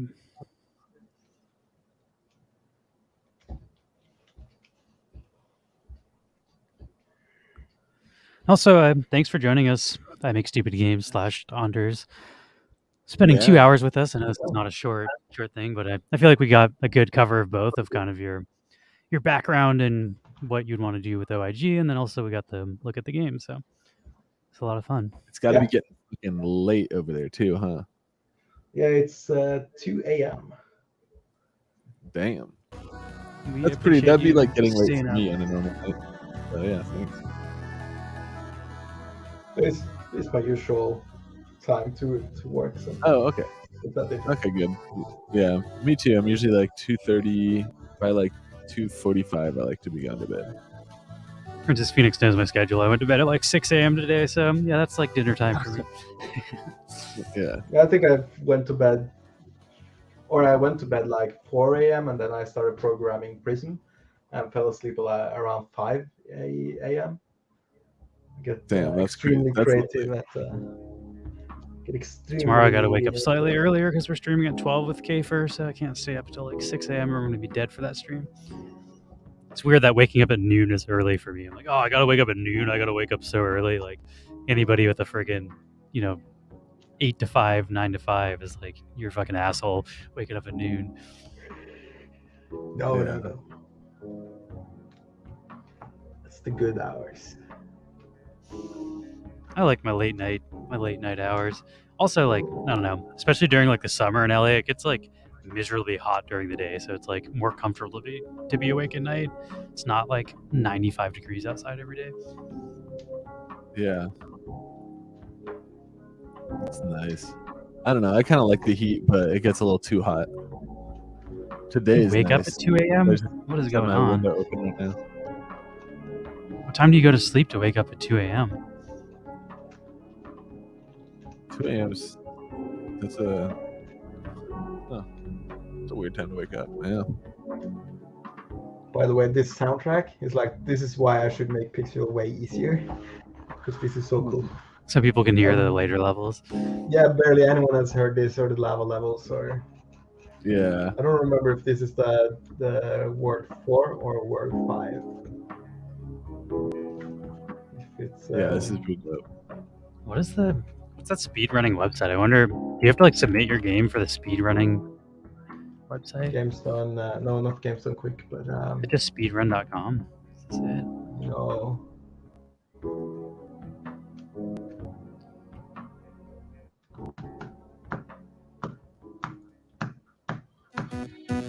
Oh, you can request a game at least on this one. I feel like there's no way that this is like the main website if there's only 200 active players speedrunning Mario Odyssey. Yeah, that's not. I have to do a little research. But... Isn't it the one where you can submit basically anything and people have like speedrun Wikipedia and Tinder and all that? Let's ask Reddit. I feel like Reddit should know. What is the main speedrunning website? There we go. Naked Jake has a really cool video on speedrunning. I really like Naked Jakey. Speedrun.com is what people are saying, so maybe that is it. I wonder what the guy I watch is I actually haven't watched this yet, but I'm going to. He's released 2 videos, but Summoning Salt is like one of my favorite He does like hour-long videos where he just tells you like how they break the games. But I wonder if I can quickly tap through and see what website he's using. This is Abney317. He's speedrunning Mario Kart 64, specifically the game's 150cc skips category. It involves racing through all 16 tracks as fast as possible, while allowing you to perform any of the game's numerous shortcuts. Abney has been dominating this category for years. He got the world record in February 2015, and now 5.5 years later, he's still never given it up. But it's not just that Abney holds the record. Here, this is the leaderboard. We see some times in the 28s and high 27s, and unsurprisingly, ahead of them all is Matthias Rustemeyer with a remarkable 27:06. And then there's Abney. Damn, he's just like making 2 a minutes, joke minute of 30 the competition. This was how the category had been for the better part of a Yeah, no, this guy does really good like video essays, and like he'll go through like each year the new secrets paths they find, and then like which person found the path, and then how that influenced the other players. Like, I don't know, super nerdy stuff. But I've been into this guy's channel for quite some time, and Yeah. the game that I've actually speedrun. I just want to check to see if the speedrun website is in that format. So it always has the person's country next to it. We can also just check Mario Kart 64. It's really cool to just watch. We should try to submit yeah, this is him, right? Abney. That's who he's talking about. So this looks to be like the website he uses. I don't know. I'll request. I'll see if we can get Pixygon on there somehow. Be dope. I think you can do any game, pretty much. I feel like put up your have to time. figure out how you do the thing where, like, I'm sure it's just like an embed into OBS where you can like click a button and then it starts the timer, and then you have to like play without pausing or anything in that timer. But I definitely want to try speedrunning Pixel. Yeah, I feel like Princess Phoenix probably pretty quick based on what her comments say. Yeah, we'll have to. I mean, the game's pretty hard to beat. Like, you saw how many times I died. Like, if you're speedrunning, you want to be able to not die once the entire time, which is like, I'm so far away from being able to do that. But I don't know, something to work towards. And I'm a fan of leaderboards, and I'm a fan of like grinding stuff. So if there's something I'm grinding towards, I'll play the same levels over and over just to perfect them. It'll be cool too once the leaderboards go up in Pixygon, so it'll have like the leaderboards for like speed run and for like I think he's saying for like most points and most. Yeah, points will be points will not be the same as speed run, because you'll want to take time to go back and grab everything and kill people. The speed run score will definitely be like a different category. You have several versions, because you have the shortest time to get all the points, or the most points possible, and you also have the shortest time without doing everything. And there's all the variations of it. Yeah, they do that for Mario 64. There's a fastest to beat the last Bowser, and then there's the fastest to full clear and get all the stars. They're separate categories. Yep. Same with like Mario Kart has individual track records, and then it also has to beat every track, like full clear the game records. So like there's different categories depending on how you're doing it. But I would want to do the full game clear fastest would probably be the one that I'd want to do. It'd be really hard to collect everything though. That'd be a totally different one if you had to get like every coin in Pixel. That'd be really hard. All right. Every coin and every crystal and everything.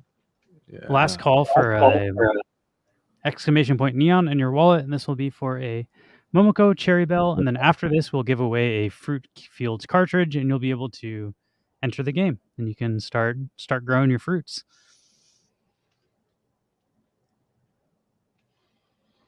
Yeah, for Guma's Fruit Fields, it's going to be more like the high score is going to be how many nights did you survive, how many fruits did you get before day 20, for example. Yeah. Most Kuma fruits. So like Crypto Kuma says. Yep. And then the high score system is also made so that we can break it up per level and for a date.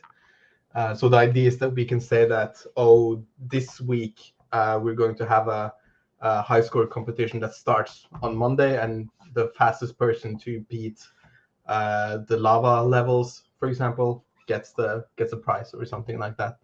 That'd be super cool if there's actual stuff attached to it, but I would honestly do it just for the bragging rights. But yeah, well, we want all of that. So that's why it's taking a bit of time, because I'm doing Prism and Anima and this high score system, so it's kind of bubbling up from underneath. You got a lot of stuff cooking over there. Yeah, that's the way I like it. Exciting though. I was thinking it'd be fun. I don't know if Crypto Kumas, if you come on camera and stuff, but it could be cool to get you on here and talk about your involvement in the game. And also, like, honestly, I don't know much about your collection, but I know you've been on Wax like at least as long as we have. Like, we've been on a couple of years, and I've definitely seen Crypto Kumas around, so it could be cool if you're interested. This is a invitation to come on our stream if you want to come hang out and show us your NFTs and stuff. Same with John from Token Girls as well. Anybody involved is welcome to come hang out and promote their stuff. So we've been doing less interviews. Like, I don't know, we ended up like pretty much like I'd say 80% of our interviews were for projects that rug pulled Wax. And we kind of felt bad that we were just like introducing our community to rug pull after rug pull. So we don't do as many interviews as we have in the past, but like anybody that's been around on Wax for a couple of years and is still building is kind of like prove they aren't just in it for the money, because nobody's really making that much money as an indie creator on Wax right now. So like if you're still around and building, like you're here because you like Wax. So the people that have been around for a couple of years and are not just launching new pump and dumps, we're much more interested in promoting their stuff and talking to them. So either of y'all are welcome to come on for sure. They are both really, really good people, both in Pixygon and outside. So everyone should check both of them out. I also think it's cool you kind of have like a hub of artists and creators like all working together. Like it really feels like a true collaboration on Wax between multiple Wax creators. Congrats to BuzzKing. I think he said he was just playing for the first time the other day. So if you have the fruit fields, now you will be able to have a character in that. Nice. I think in terms of the entire rug pull thing, like when we made the Pixygon Micro and Pixygon in general, it's like, how can we make it rug pull proof in a way, and make people like, you can't be rug pulled by this. The easy solution it's already a complete product. Yeah. You built the product before selling it, unlike most people on Wax. So yeah, you get what you pay for immediately, which is refreshing and nice. And also, I know it's not the most popular opinion on Wax, but I appreciate that it's not a play to earn and people aren't just grinding endlessly to dump a token. Like, you play the game if you like it for fun. It's not meant to be like an ROI profit investment machine, which is refreshing on Wax, because that's like what most people are doing. And I'm sure, you know, as a project creator, you sell less of it because of it. So it's like you take a pay cut, but then you also don't have to release like a game with a broken economy and constantly try to balance tokenomics and stuff, which is like really a losing battle for every other project that's tried to do that. I think if I can be a bit spicy here, I think that's since I'm a game developer, I kind of know already that that's not going to work, because the thing is, if you do like a pre-sale and you do the tokenomics, you're locking in mechanics of a game you haven't made yet, and that's, from a developer perspective, that's just insane. You don't do that. Like the Pixel game is we spent 3 to 4 months making Pixel, and the last couple of weeks, the amount of changes that game saw was like enormous. And if you already have like a white paper and tokenomics and a pre-sale, you can't do any changes, which means that you are almost guaranteed to release a broken game that you can never fix, because you made promises you can never keep, and you locked yourself into mechanics that aren't possible. You either release a broken game or you piss off everybody that bought into the thing based on the previous thing. It's like, those are your two options: leave a trail of angry customers or just have a broken product. There's like not really a way around it. Games have to be updated and developed like as stuff needs to be balanced, and like inherently balancing stuff that earns you tokens loses people money. So the thing that was the best thing in the game, because it earned people a bunch of tokens, is now overpowered and it's ruining the game.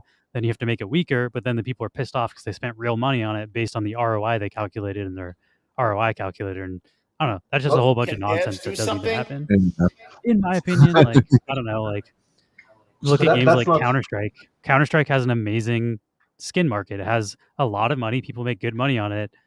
You don't grind tokens in Counter-Strike. Like, that's not like no first-person shooter in the world do you grind tokens. Like, I forget what the game is. It's the Afterlands. It's like from a French team, and like they're just like, I was reading the white paper. They're like, oh, you can stake your guns for tokens to buy. I'm like, what first-person shooter in the world has staking gun mechanics? Like, this is not a mechanic that needs to exist in your game. There's already functional, like, I don't know. The reality of it is people won't buy skins for games that suck, and these people have shitty games, so they can't sell skins for them, and they have to sell the ROI.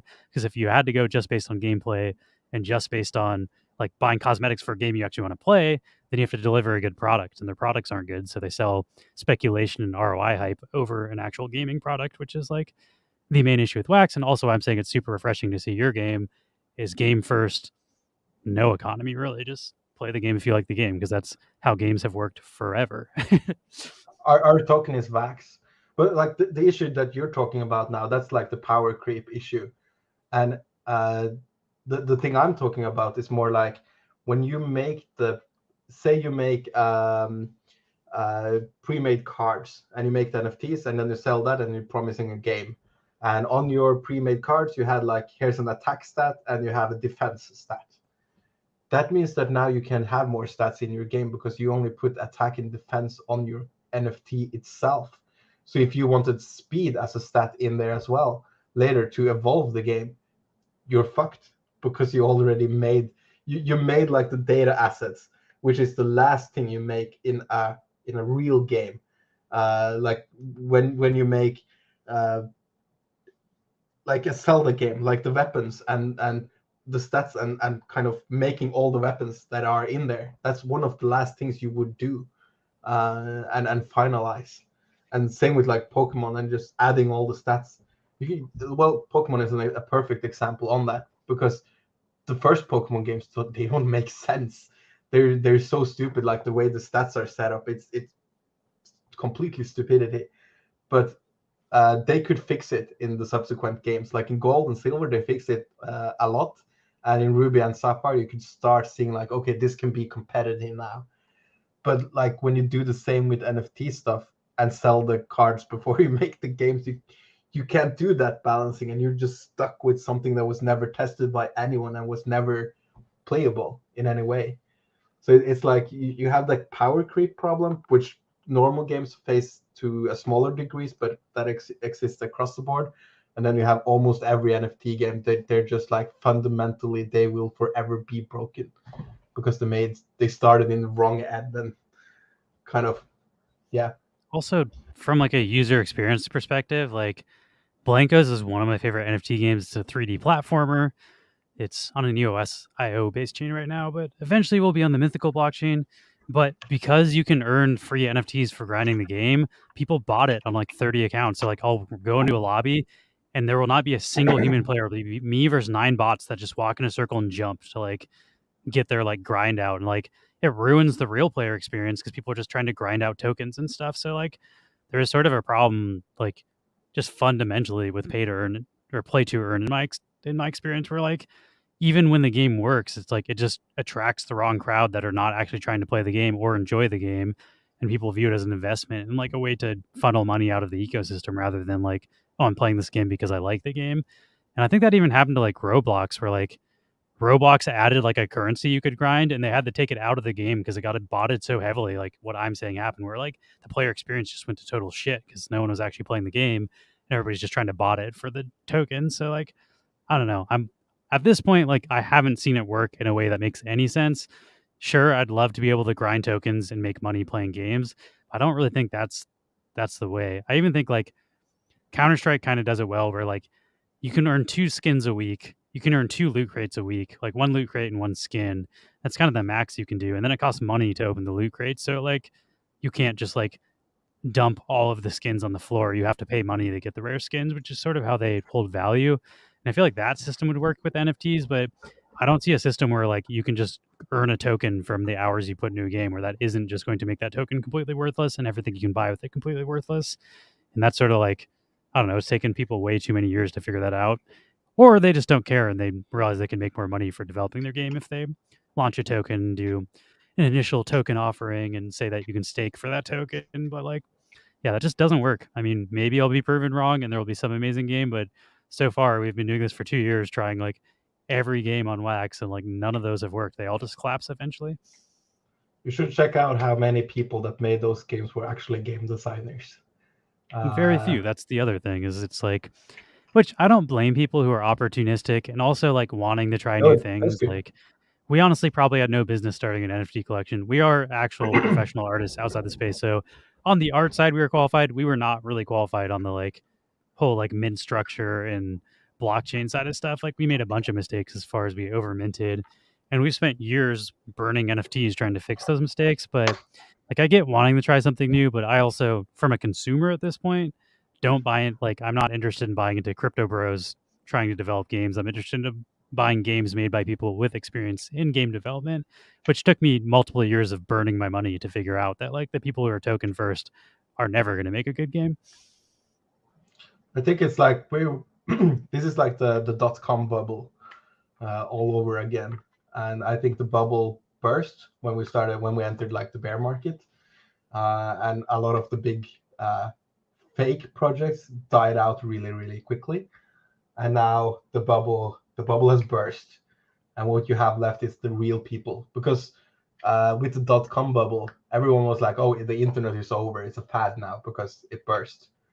But the internet was really big, and you saw like the big companies pop out of that, like Google and YouTube, and all of the big ones that we have today were from that era.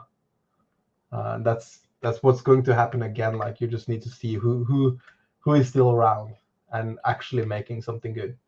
I also think it was needed. People are making way too much money with complete crap products. Like a summer or two ago, it was just like, those people should not be raising like over $1 million that have never built a game before, like, and then just Nope. using the money totally improperly because they've never run a real business before. Like, every part of it was just like, this doesn't make sense. So I kind of think it needed to collapse. Also, Max, I saw you trying to talk, but you're muted. I don't know if you're talking to us. I was just agreeing.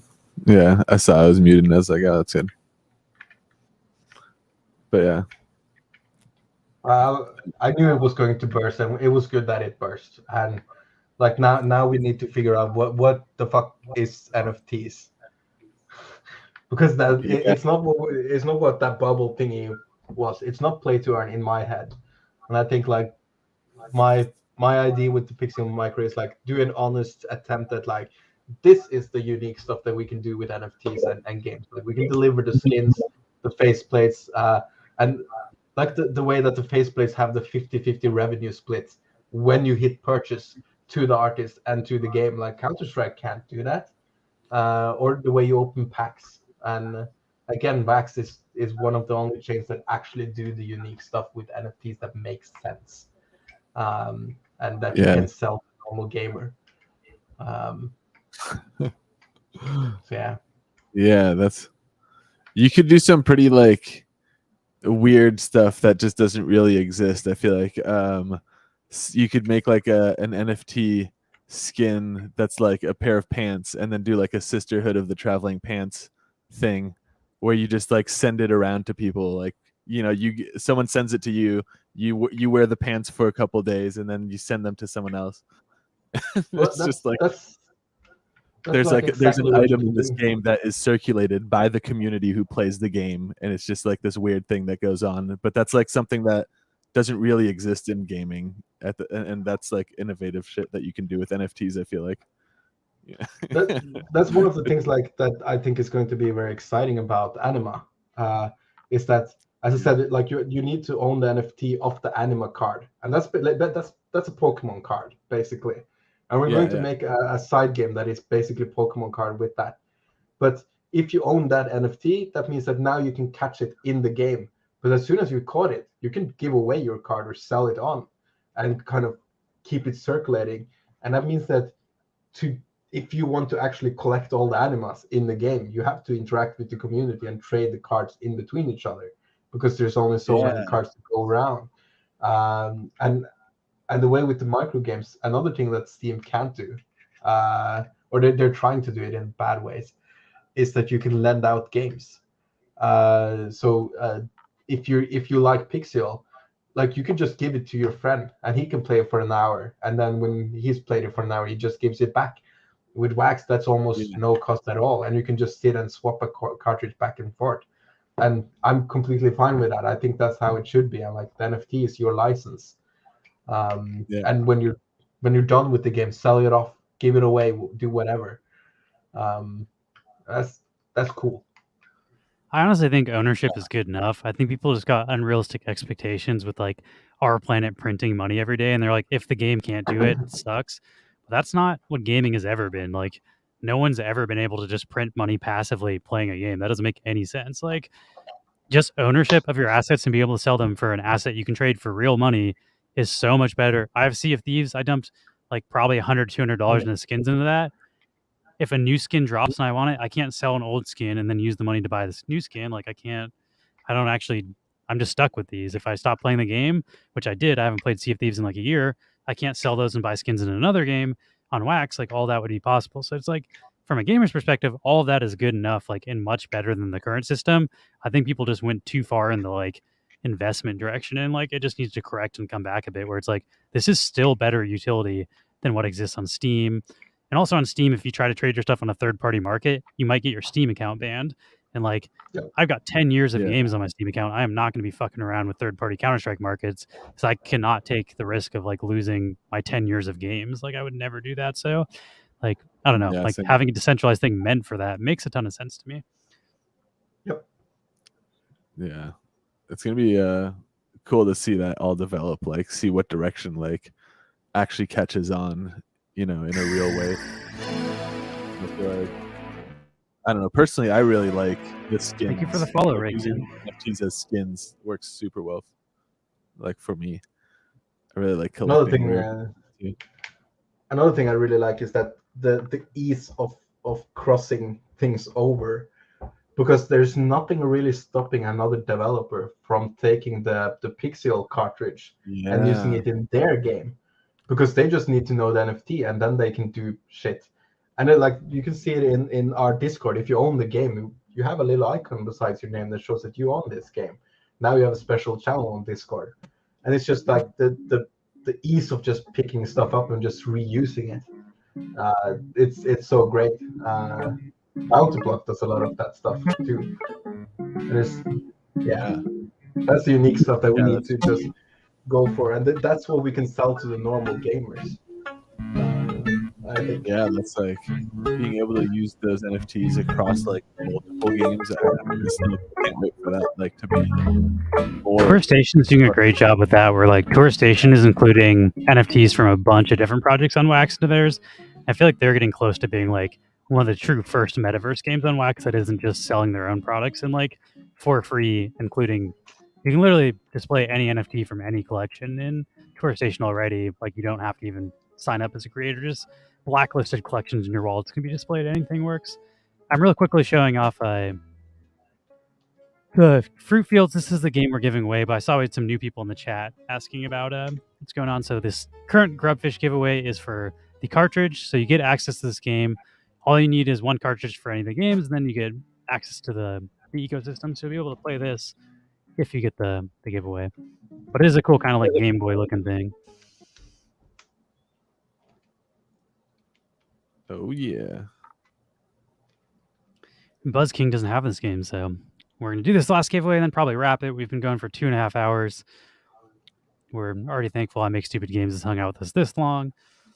Got to let him go to sleep or get back to the dev train. Go back to slaving over the dev work. I'm gonna keep working on Prism. Then it's up early tomorrow, and I have another interview with TD and Agent K on Saturday or Sunday. I don't know if you're still in there, Agent K. I haven't forgotten you. I'm gonna answer you after this. Sunday. You get lucky. Oh no, Buzz King. It's not you this time. Splat. That game is also available for $5. Each of the cartridges cost $5, which is super reasonable in my opinion. I also recommend buying it directly from the drop. There are some cheaper on the aftermarket, but the money goes right to the developer who is working on building more games for Wax and doing cool stuff on Wax. So it's not an unreasonable price to get a fully built game, in my opinion, and you're also supporting a good creator on Wax. Yeah, I posted the drop link again in case anyone's looking for it. Yeah, the Max fruit has sent fields to the- is kind of Stardew Valley, and then Pixygon is kind of the Super Meat Boy style platformer. Yeah, that one's fun, but really hard. Lewis made it look easy. Ooh, congrats to Oh. Marcelinek, aka Nice. Senia. You're stopped in the perfect spot. Oh, yeah, never mind. Not the very end though. So we will send you over this prize. GG. Good racing. Good And thank grubbing. you everybody for watching and hanging out. Let's see who we can raid into. And again, reminder, we'll be streaming again tomorrow with if you missed the first part of the stream, this was also to promote the Wax OIG election, which Anders is running for OIG. And if you'd like to vote for him, he's Anders Oneiros. I don't know how to say your last name. Oneiros. Oneiros. It means dreams. There's 2 Anders, so make sure you vote for Anders, the right Anders, if you're trying to vote for Anders. The number 2. Norwegian Anders, that's me, and Danish Anders. And yeah, tomorrow we got Kafer on, and Kafer is he's the one running for re-election, so we'll probably be asking him more about like what they currently do in the behind the scenes stuff. But it does also look like Kafer's definitely going to win this one, but I hope Anders runs again if he doesn't win this one. And I'm for sure going to run again. Oh, nice. So yeah. So get out there and vote on whoever you want and take a part in it, and then keep voting in January. I still think it's fun to vote, even if you vote for someone that might not win. It's, practicing your right to use your staked wax for something besides staking it to CPU. Yeah, the Also, governance aspect of it. Very cool. Also, there's several people making NFTs for those that voted. So I think. There's like a just voted NFT you can get, so you can get multiple. There's for several. NFTs if you vote. There's several people doing that, and they're just going to scrape all the wallets and send it out.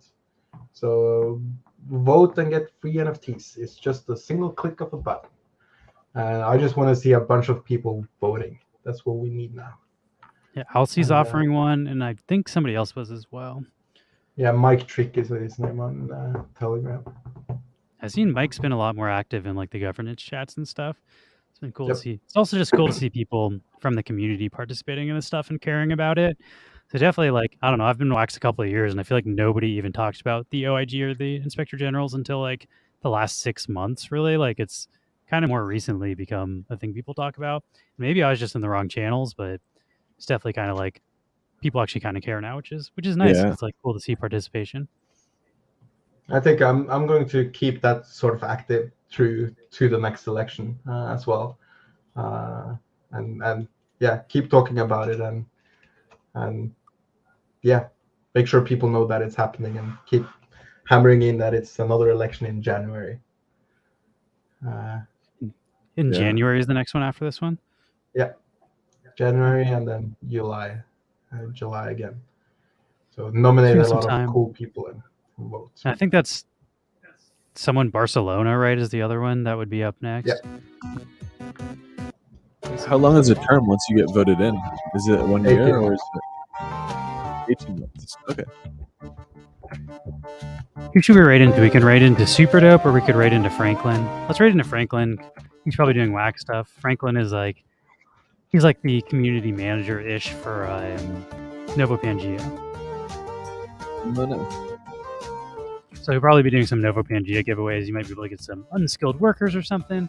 My hair looks friggin' crazy right now. I showered before going to sleep and then slept on it, so it got all matted and weird. But let's do our infinity mirror and then raid into Franklin. I like ending our stream with infinity mirrors. Got to do some. Martin says he's done streaming.